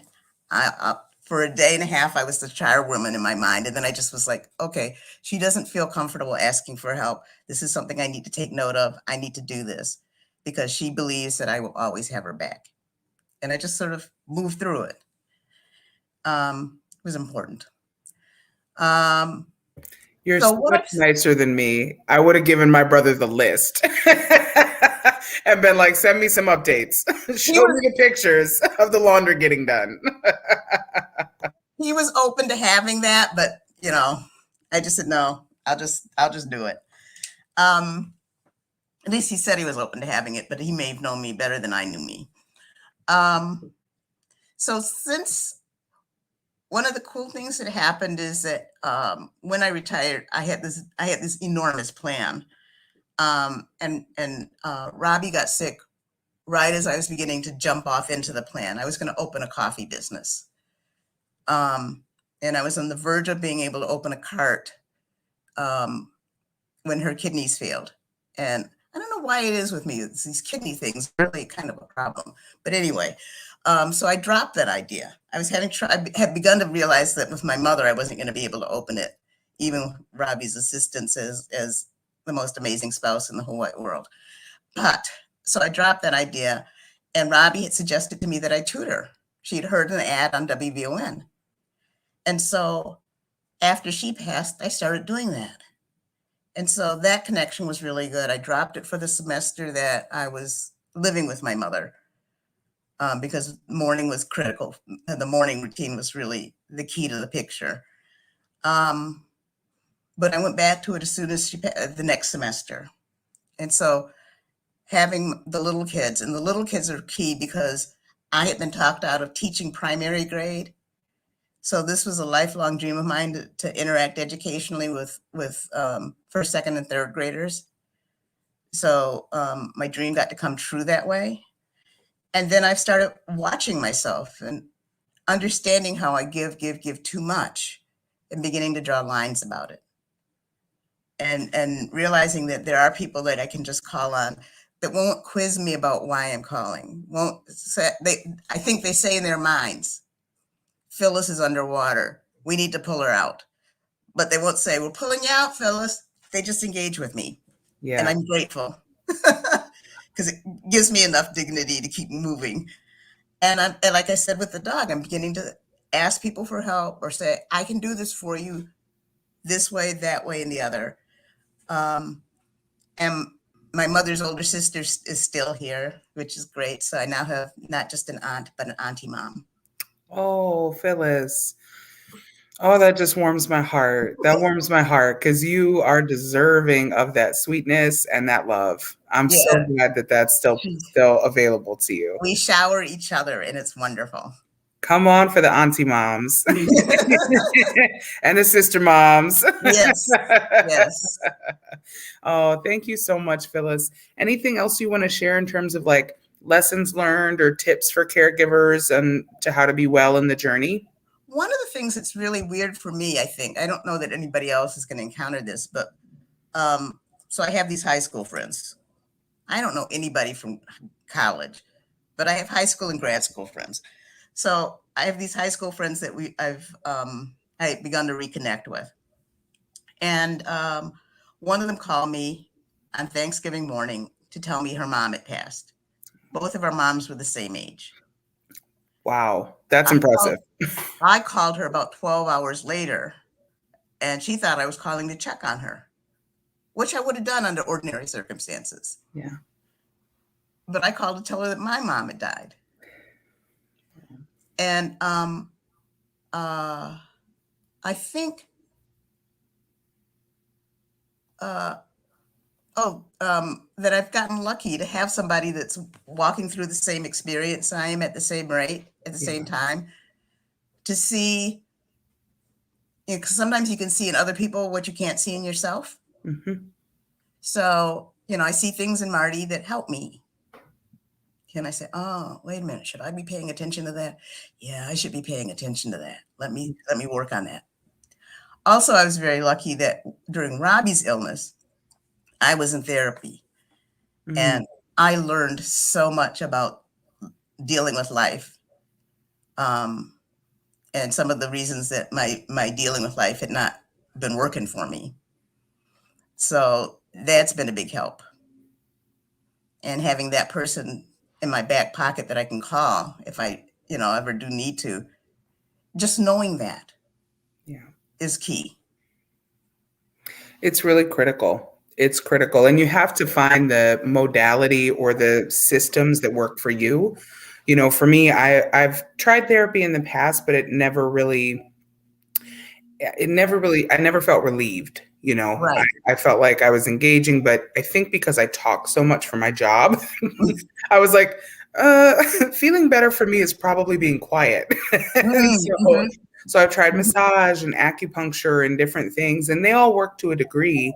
But I recently got connected with someone that does Reiki and like spiritual work. Mm-hmm. And that has been, you know, and I'm 38 and I'm still learning new things, to your point. And that for me has been the single most healing modality that I've ever experienced. You know, and you have to find what's right for you. But Exactly. we all need support, whether it's therapy, support group, those friends that have your back that show up, Mm-hmm. caregivers, resources, or something you never thought about. Right. Yeah, but it's so good to see you shining because I do feel a difference and I feel that lightness in your spirit. So I hope you get to. The other thing you need to do is to really assess your friends. Mhm. Your friends aren't be-alls and end-alls. Yeah.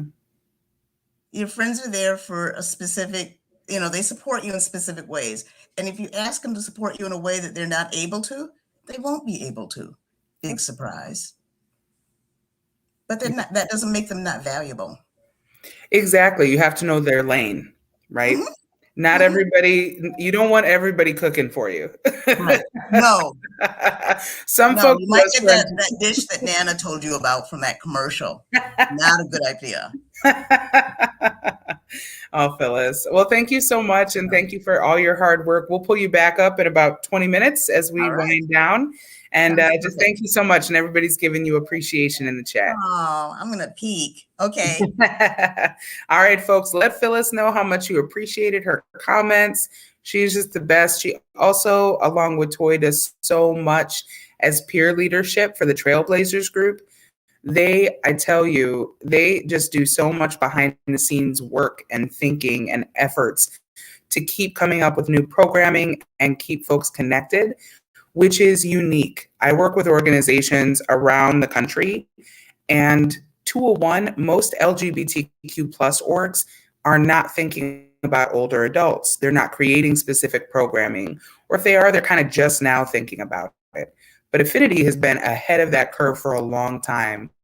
And Trailblazers, from my understanding, in part grew out of the evolution of Affinity and the fact that they saw their members growing older and wanted to have community and supports available to them too. So just big props. You can tell I'm a huge fan of Affinity, which is why we do this work together. But it's the intention behind the way that Phyllis and Toy move, I am always impressed and inspired by. So let's give big appreciation for all that they do every single day. And now it's time to find some resources and to talk about aging care. So I'm going to bring the kind of official perspective to the table today. So let me share my screen. And this is where, if you have questions, I want you to ask, because this is kind of the, any questions you have about aging services, senior services, this is our time to talk about it. So get those questions ready and put them in the chat, and I'll be sure to answer. Aging well and caring for ourselves as caregivers, either perspective you take, has to have a foundation of self-care. The most successful caregivers I know are people that have a life outside of the experience of caregiving, right? If it's working a part-time job or volunteering or having lunch with their friends religiously once a week, being part of a faith community, coming to affinity events, the things that nourish us also sustain us. And as a caregiver or as someone who is aging, it is ground that is always shifting, right? You wake up and each day presents a new challenge or sometimes a new loss. I had a client once who is in her late 90s tell me, she's like, I have quality of life, but aging is a series of little losses. Every day, something different starts. I have a new ache or a new pain, or there's something I can't do for myself fully, or I don't think as clearly. And so she was, just sharing that to make sure that I knew, listen, the expectation for me is not that I'm going to be up and moving around. This is the reality that I'm in, and quality of life is still important. So I think whether you are aging and adjusting to the changes in your body or your mind, or you're on a caregiving journey and are trying to feel rooted and find your way through, we have to be in touch with ourselves, know what we need, know what makes us best, cut out the things that don't, right? So if you have things that are less important than focusing on your health or focusing on your loved one, it's okay that you set that down for a minute and come back to it when you have more capacity, right? You heard Phyllis talk about, I had these plans and then life made its own plans. But caring for ourselves is non-negotiable. And we're going to talk, before I get into the resources, about how we can be well at any age and about what the aging process really looks like. Because I think most of us, most lay people who haven't had training and haven't been up close with older adults or provided that care, that's part of what is so hard, is you get surprised. You're like, wait, why is my loved one not getting better? Why didn't the doctor tell me this? What's actually happening? To Phyllis's point, as you heard her say, there was a doctor that assumed she knew her mom had congestive heart failure and has made a lot of assumptions. There's not always the communication we need to feel confident. So let's talk about what it means to be well at every age and how we can understand where we're at in the aging process. So I really like this wellness wheel on the right-hand side of the screen. And this is, again, applicable to all of us. Are we well in each of these areas? Do we have a spiritual life and feel well in that part of our lives? Are we growing and learning and changing? And are we challenged intellectually? Are we moving our bodies? And are we well in our vessel? How's our emotional health and well-being? Do we feel connected and loved and supported and in tune with what we're feeling? How's our environment? Do you live in a home or a space that feels like you? Have you taken the time to be sure that your environment is safe if you are caregiving or if you're trying to care for yourself? What do we need on the social side? This is so tricky. And this is what we've heard many people today say, is that I miss that social connection. I miss that touch. I miss seeing people in person and laughing without a screen between us. That's completely normal. The way we're living now is pretty abnormal for most of us. And so there's going to be a sense of loss. And we have to think about, okay, well, how do I supplement that? How do I make sure that I'm getting those needs met and having social interactions? Because I know that's good for me, even if I'm kind of afraid of the world and feeling closed in or closed down. And then your occupation. What do you do for your job? Is it meaningful for you? Does it contribute to wellness, or does it kind of take away from your wellness? And if you're not working, is there an occupation or a way that you're giving back? Like with Phyllis and Toy, a part of their occupation is volunteering at Affinity. It's a way to keep yourself connected and continuing to provide meaning for yourself and others. And again, that can and should happen at any age. So when we feel out of alignment in these areas, the body keeps the score. And I think that's really important for all of us to know, because that's why I have our number one strategy for wellness at any age is to avoid or decrease stress. I'm imagining all your faces and I'm imagining you laughing at me because as Black women and Black lesbian women and caregivers, stress can feel like an ever-present part of our lives. It shouldn't be, and it doesn't have to be. And it's just like anything else that we're maybe not monitoring or paying attention to, it can get out of control quickly, right? You can think to yourself, well, I'm caregiving for my mom and it's only me and nobody else can help and this is just how it's going to be. That's keeping you in a state of stress instead of saying, Well, I'm caregiving for my mom and I want to be sure she has quality of life, but maybe I could ask some friends to help me brainstorm and put a plan together. If you don't like your job, and if your job is painful to you, you have a micromanaging boss, or you don't get paid enough and you're always stressed out about money, or you feel like you're being talked down to in your workplace, that takes away from our personhood and from our wellness, and it increases our stress. Chronic stress is related to 8 of the leading causes of death, which is why, again, I'm starting here, because oftentimes as Black women and as LGBTQ plus folks, we are holding up the world for other people in our families and in our circle of friends, and we are leading in our workplace. It is fatiguing sometimes, but we only have one you. We only have one you. And so figuring out and really paying attention to those things that feel like, oh God, I'm overburdened. I'm overstressed. I'm not taking care of myself. I'm not eating right.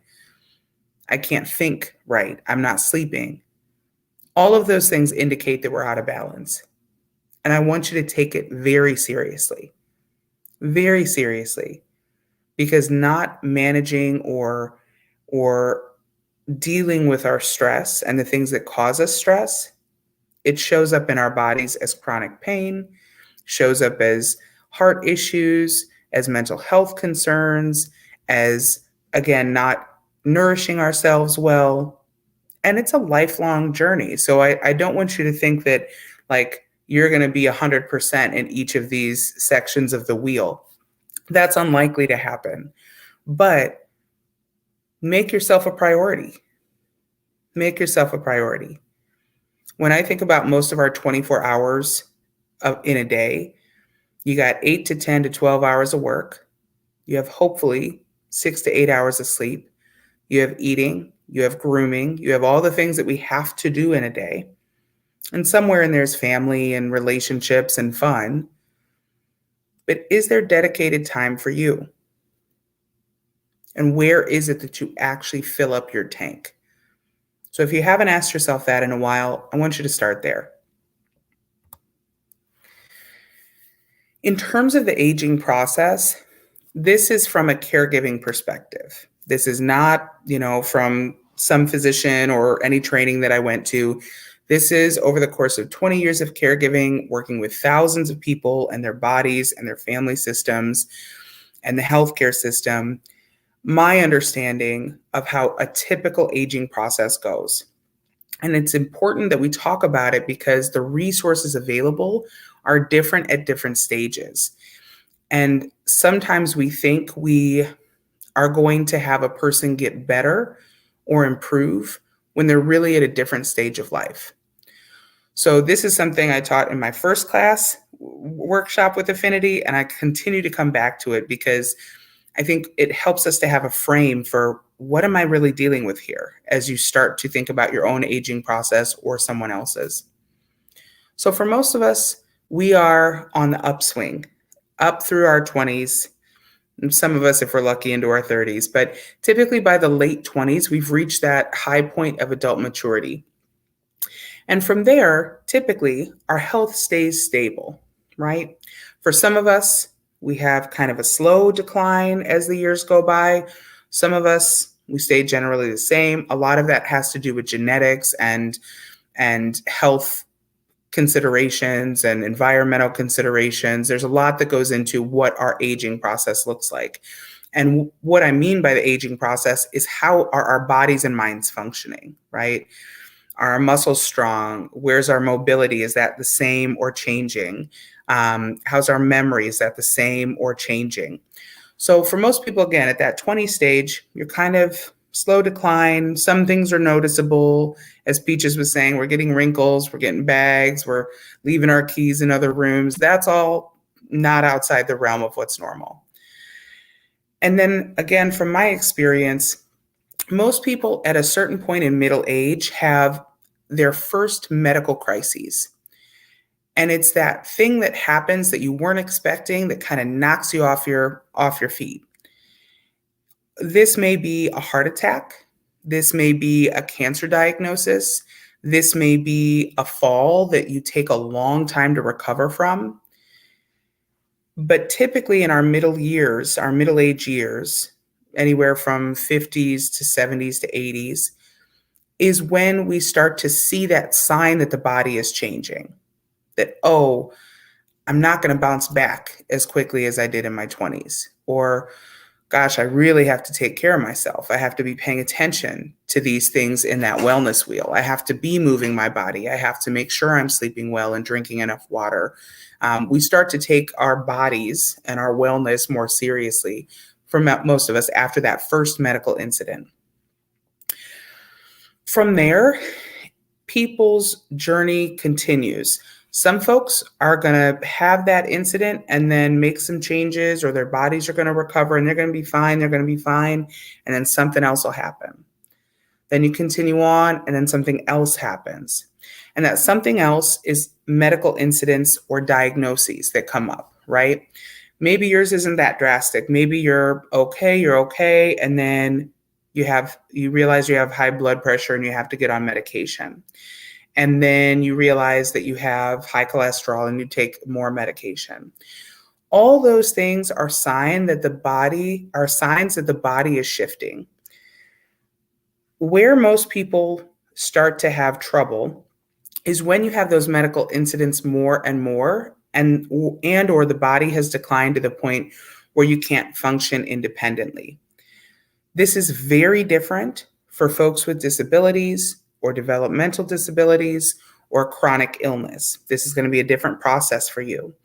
But again, it may happen at different ages, but the results tend to be the same. So when you get to that place of advanced age or where your chronic illness has progressed, we're entering that stage that is closer to end of life. And I think most people really don't understand what end of life looks like and think about it as the last week or 2 weeks of someone's life, right? Where it's really, really obvious that they're not going to get better. People are starting to grieve them. Treatments aren't working. But our medical system is amazing. We can keep people alive for a long time. What I want you to consider is when those medical incidents start happening more often, right? When there's a fall 1 month, a urinary tract infection, pneumonia that doesn't quite go away, that can't get that blood pressure under control, the cancer treatments aren't working. When you start to see medical incidents happening every month or every 2 to 3 months, that's a sign that the body is declining. The majority of our Medicare dollars are spent in this last 6 months of someone's life. And I think part of that is because we don't have places to talk about this and to say, okay, if my loved one isn't doing well, do I continue to treat what's going on? Or should we look at palliative care or hospice care and really make sure that they're comfortable and stay at home? I'm really passionate about this because I've worked with so many seniors who did not necessarily want their lives extended, but nobody was asking their opinion. And the children, out of fear of not wanting to, just give up on their parents, would take them back to the hospital over and over and over again, past the point where it would be helpful. And so there's not a one size fits all here, but we do have to make room to have these conversations, to understand each other's wishes, and then make informed choices. So for example, I'm going through this right now with my mom. She has had rheumatoid arthritis and diabetes for 20 years. Diabetes does a number on every single organ in our bodies, every single one. And so now she's having kidney issues and has for a number of years. It's impacting her mobility, her memory, her quality of life. And she's basically been sick for like the last 6 months. And we realized that part of what was happening is that her kidney transplant she had had a few years ago was getting rejected, which happens. There's a high rate of rejection with transplants. My mom has always been one of those people that wants to stay alive for as long as possible. And as her power of attorney, it's my job to do everything I can to make that happen. However, in the last year, with her body changing and her quality of life being so poor, she's in pain all the time. She can barely walk sometimes. She's confused and, nauseous a lot of the time, has had migraines. She's stressed. She's very stressed. And she's seeing that her quality of life is not where she'd want it to be.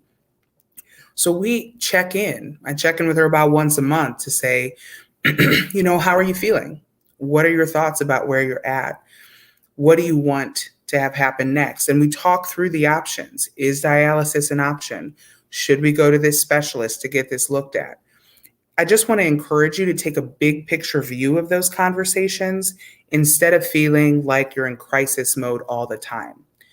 Because it's not a crisis. The body is declining and our medical system is set up to keep us alive. But you do have some choices, and we each should have enough knowledge to know, okay, what is quality of life for me? What tests do I want or not want? What treatments do I want or not want? And to make sure that those wishes are followed through on. So I'm going to take a pause here because I haven't had a chance to check in with the StreamYard. I just want to see, are there any questions about this aging process piece? Because it is, we don't really have a philosophy around aging in America. We kind of just keep folks going. But in my experience, when you start to see that consistent roller coaster with the hospital, it's time to at least have a conversation about comfort and to say, is this what you want? Do you want to continue to treat aggressively? Or do we want to make some different decisions and maybe not do that aggressive of a treatment? So I just want to check in. I'm not seeing anybody with questions, so I will continue. If you have questions, let me know. So I'm just going to share some resources and areas to think about as we age. So earlier I put the Prepare to Care guide in the chat. Irma or Jessica, I wonder if you could pop that in again. Thank you so much. These are the areas we want to be thinking about as we age. And like I said, I think very expansively about growing older. It's something I've looked forward to my whole life because there is so much possibility. I think about how hard it is to spend time with friends now and to make that time and feel safe. And then I think about, what would I do if I was retired or when I start to need help? I would love to be with my chosen family.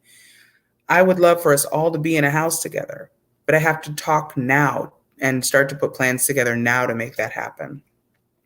So you want to be thinking about a few of the areas we've talked about today: finances, those advanced directives, your health, who's going to provide care, the social and spiritual element, and housing. Where are you going to live? What kind of supports do you need? Who do you want to be close to? So you've heard pieces of all of this throughout our time together today, but I want to encourage you to think deeply about these things and to write it down. You're more likely to have the aging experience of your design if it's written down.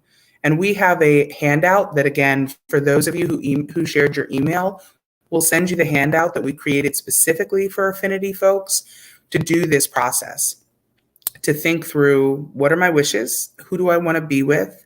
How do I want my aging to look? And what am I going to need to make it happen? So we're happy to share that handout with you. You just have to put your email and register for this event today. So these are some things to be aware of. Many of us may have feelings about where we want to live, who we want to be close to. Do you want to be in the city or out of the city? Is it important to be in a place that's LGBTQ plus friendly, or is that less important to you? Often for our clients, especially our Black and Brown clients, race is a consideration. Chicago is one of the most segregated cities in the country. And so saying, well, I live currently in Chatham, and maybe there's not any facilities in Chatham that I want to live at. Where do I go? How do I make sure I'm not going to be the only Black person or the only lesbian at a facility? This is really important because the expenses that go along with housing, and especially long-term care. So long-term care in the state of Illinois is $92,000 a year for a shared room if you're paying privately.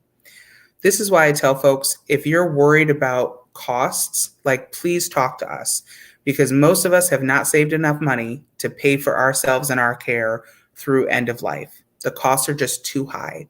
But you don't need to be scared. There's plenty of great facilities out there that take Medicaid that we can identify ahead of time, and you can have your list. You can have your top 3 list or your top 5 list of places for yourself or a loved one to go and to live at that will care for you through end of life. But it doesn't happen on accident. And most people make that decision from a hospital bed, which just breaks my heart because that's not how we do any other major life decision, right? If I'm going to go back to school or pay $100,000 for a grad program, I'm going to do my research. I'm going to do a lot of research. Before I buy a house or a property, I'm going to do a lot of research. I'm going to take a lot of tours. I'm going to ask for other people's opinion. But most seniors are making the decision about where they're going to live for the rest of their lives from a hospital bed in crisis. And that's not the way to make any kind of critical life decision, in my opinion. So think about housing and checking out your options ahead of time and having that list of where you'd be comfortable with. Do that retirement planning, understand Medicaid and your benefits to, again, understand, okay, when these costs go up, I got to really get ready for Medicaid, or I need to make sure I have all my paperwork in order, because Medicaid does a 5-year look back. They want to see all your bank statements, all your financial investments, because they're not going to pay for care until you have about less than $2,000 in assets in most cases. Legally, making sure you have those advanced directives, this is so important. This is so important for us. And it's because if we don't name a decision maker, then eventually somebody has to assign a decision maker.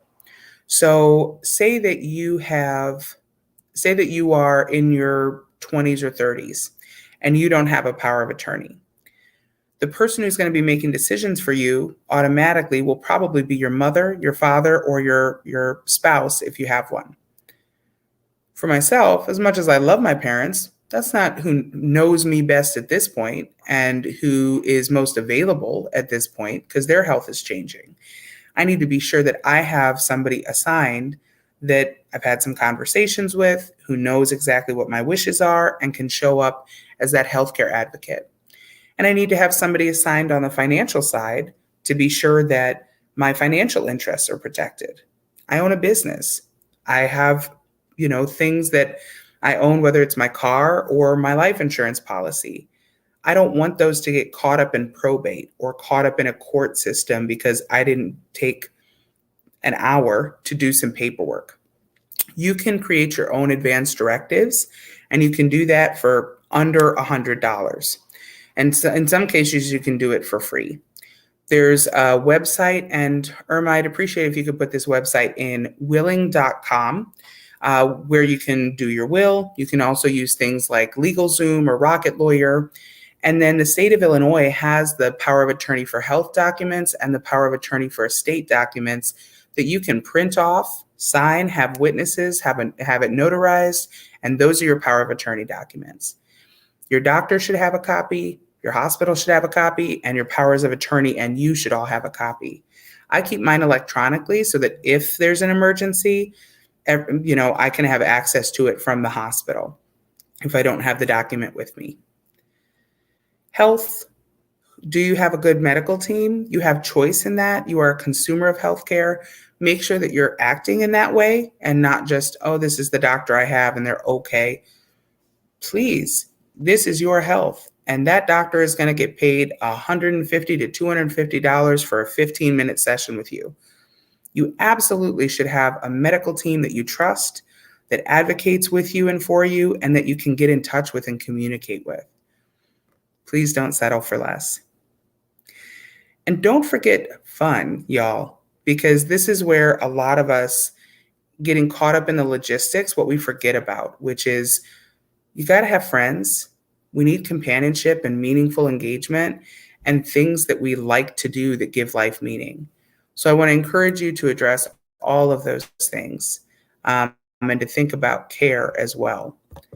There's a lot of additional resources in here we're about to go over, so I'm just going to give you kind of a general overview, and we can, if there's interest, I'm happy to do workshops on this throughout the year.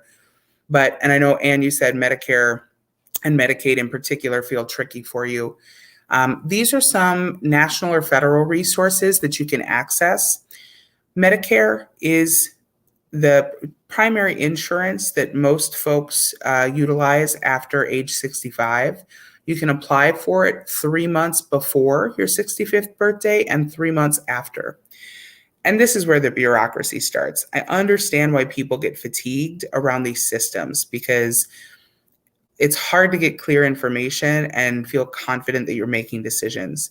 There are insurance navigators that you can talk to if you're trying to understand Medicare. And Medicare.gov, the website, is actually pretty good. Any question you have, like I'll just type a question into Medicare.gov and they'll have a section that explains it. I'll be like, spousal benefits or costs of Medicare, and the right thing will come up for you. There's also some great resources out there that, advocate and talk around Medicare services. There is a few programs under Medicare I just wanted to highlight. One is there is a list this long on their website of preventative screenings that you can get. And you can get wellness checks and things like that with your physician covered that are proactive around your health care. So that's something to be aware of. And then there's home health, which is designed to help people after a medical incident or a decline. You don't have to have had a medical incident. Maybe you just are feeling weaker and it's harder to get around the house. You can get home health a few times a year if you want, to come out, have a nurse, a physical therapist, an occupational therapist, and or a speech therapist work with you to regain your abilities. I have a few clients right now that have had strokes, and they have gone from acute rehab to subacute rehab, and now are coming home and are having those physical therapists and those occupational therapists work with them in their home.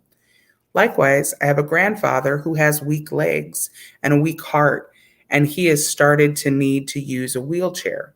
Well, I still am going to request home health for him because I want his legs and his balance to be as strong as possible when he's transferring.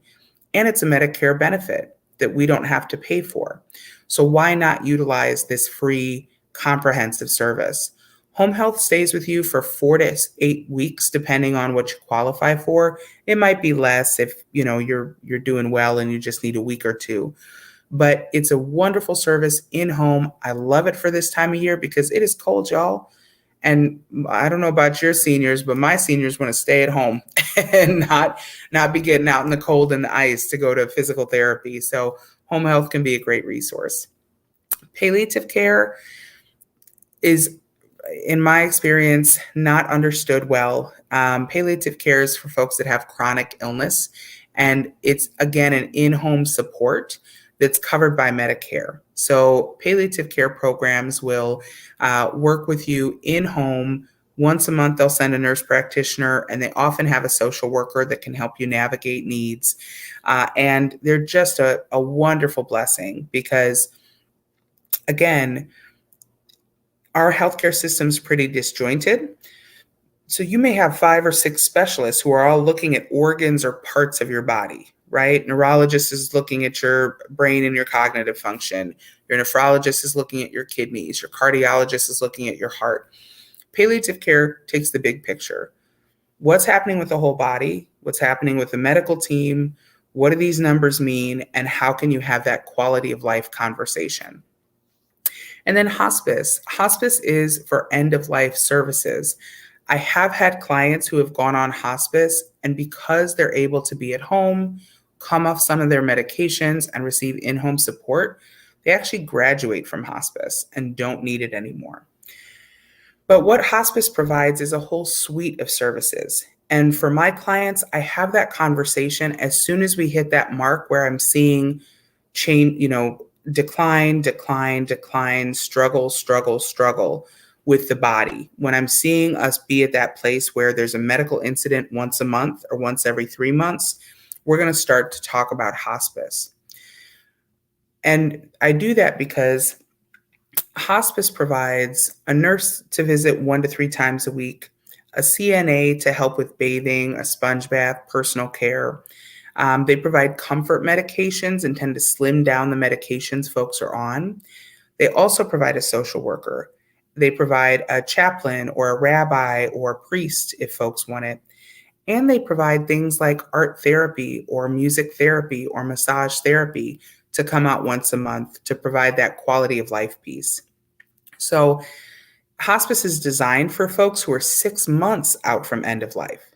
But I think most people in their heads think, well, when my loved one's in a hospital bed, can't move, can't talk, and is on the brink of death, that's when we want to bring in hospice. No, hospice is designed to be a support throughout that whole end of life process. So a few other resources just to be aware of.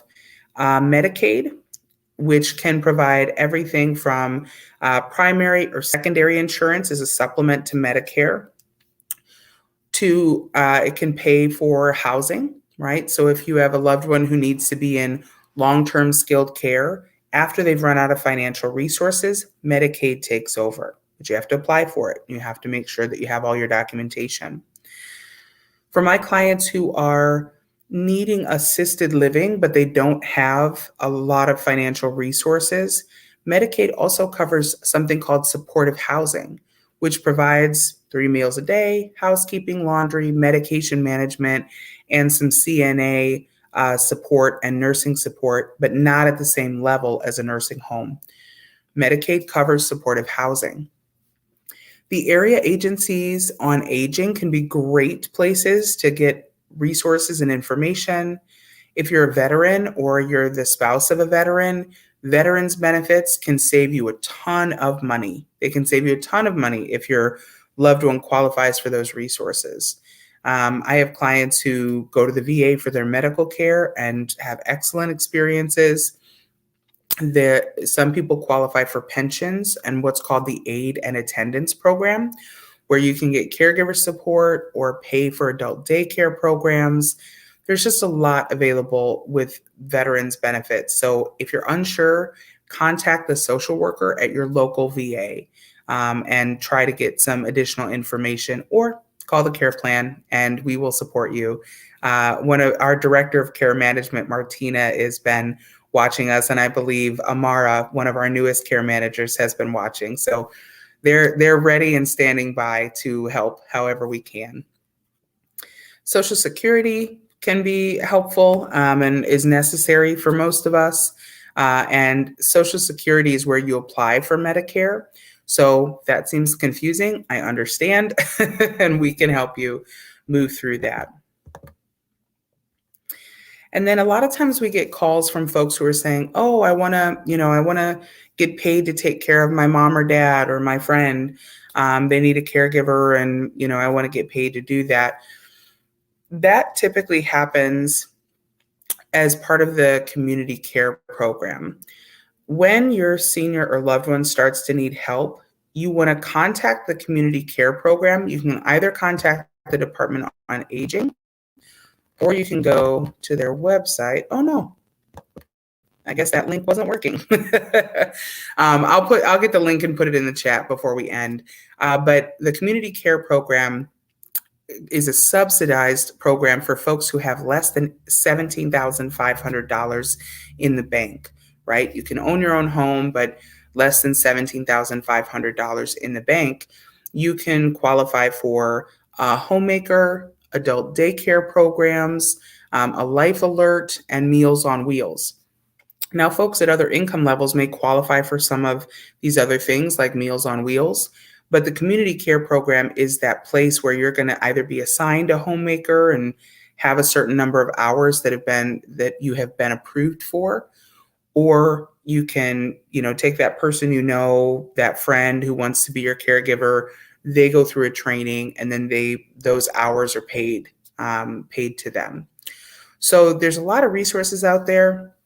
PACE is helpful for transportation. I'm not going to say it's great. It's not very timely, but it tends to be a really safe option to get folks with disabilities and our elders to and from appointments and to where they're trying to go. So I am going to pause there. You're going to get these slides. Anybody that has your email, that has shared your email, I've got in here the AARP Prepare to Care Guide link, the SAGE guide I created with SAGE Services and Advocacy for GLBT Elders on medical procedures and how to plan for care around that. So you can have access to those care planning tools. And then the one that we created for Affinity. So you can utilize any of those as you move forward. So I just want to say thank you so much to everyone for being here today. I imagine there's some questions, but I just want to again specifically thank my colleagues, Phyllis and Toy, your peer leads for the Trailblazers, for just helping shape today. I want to thank all the speakers. Thank you to Peaches and Dr. Maria Glover Wallace. Thank you to Irma and Jessica behind the scenes. You have been absolutely fantastic. And thank you everybody for watching. If you got benefit from this, please share it. Share it on your Facebook page, send it in an email to the people that you know are struggling. Share it with your friends and loved ones. We do this because we care and we want folks in our community to be well. There's no reason to keep all this information to ourselves. So please do share, and stay connected to Affinity. Phyllis, Toy, anything you two want to add or share before we start to wind down? So there might be some people that aren't in contact with our peer groups. I encourage you to go to affinity95.org and look at our calendar and see when we're on. I think that's really important. Next week, the Trailblazers meet. We're the early guys. We meet at 6 o'clock on Wednesdays, second Wednesday of the month. And you can register at affinity95.org and go to the calendar and just click the link and it'll send you into Zoom. And, you might want to mention, haven't been here before, but I came to the Care Fair. And the more people we have to talk with, the better our conversations are. Please tell your friends who are aging slowly to join us, because there's a lot out here. I'm getting closer to that advanced age category that Jackie spoke about. And every week I learn something new. And every week I feel a new pain. So join us in aging on a laughable basis. Exactly. I want to thank Jackie, especially for her wisdom and guidance in all things aging and caring. I honestly think caregiving is an act of love, and I think that Jackie may be the personification of love. I want to thank Irma and Jessica too, just like Jackie said. This has been a really smooth kind of sequence that we've had, and it's because of those techno whizzes and super caring people that we've been able to flow so easily today. Absolutely. Jackie is our angel. Yes. We're each other's angels. But I so appreciate everything you all said. And just for folks who may be wondering, the care plan is available to you at any income level. So we do offer sliding scale and free services. So don't let cost be a hesitation in reaching out to us. I'm putting a few things in the chat. The first link is a leadership circle that we've developed called Comparing Notes. It's a place for anybody who is LGBTQ plus or Black or Brown, and in a supervisor position, a leadership position, an entrepreneur, maybe an executive director, anybody who is coming up and needs some community, come to Comparing Notes. Again, that is sliding scale as well. We just want to provide a place where, we can nurture each other and grow as leaders. And then the second link is to Burning Bowl, which is happening January 8th. Do you all want to talk up Burning Bowl? Because it is the event of the year. Oh, Burning Bowl is essential. If you want to get your year started out right, come to Burning Bowl. Burning Bowl is equivalent to going to church and saying, "Let me continue to help my fellow man." It's like getting like a zillion hugs all at once. Right. It's such a reunion. It's such a gift. Well, thank you, everybody. Thank you, Phyllis. Thank you, Toy. Thank you, Irma, Jessica, and all of our speakers, and Patty. I forgot to mention Patty because it's been so many hours, but Patty was with us too. All right, y'all. Everybody take care. Have a wonderful rest of your weekend, and we will see you soon. Bye.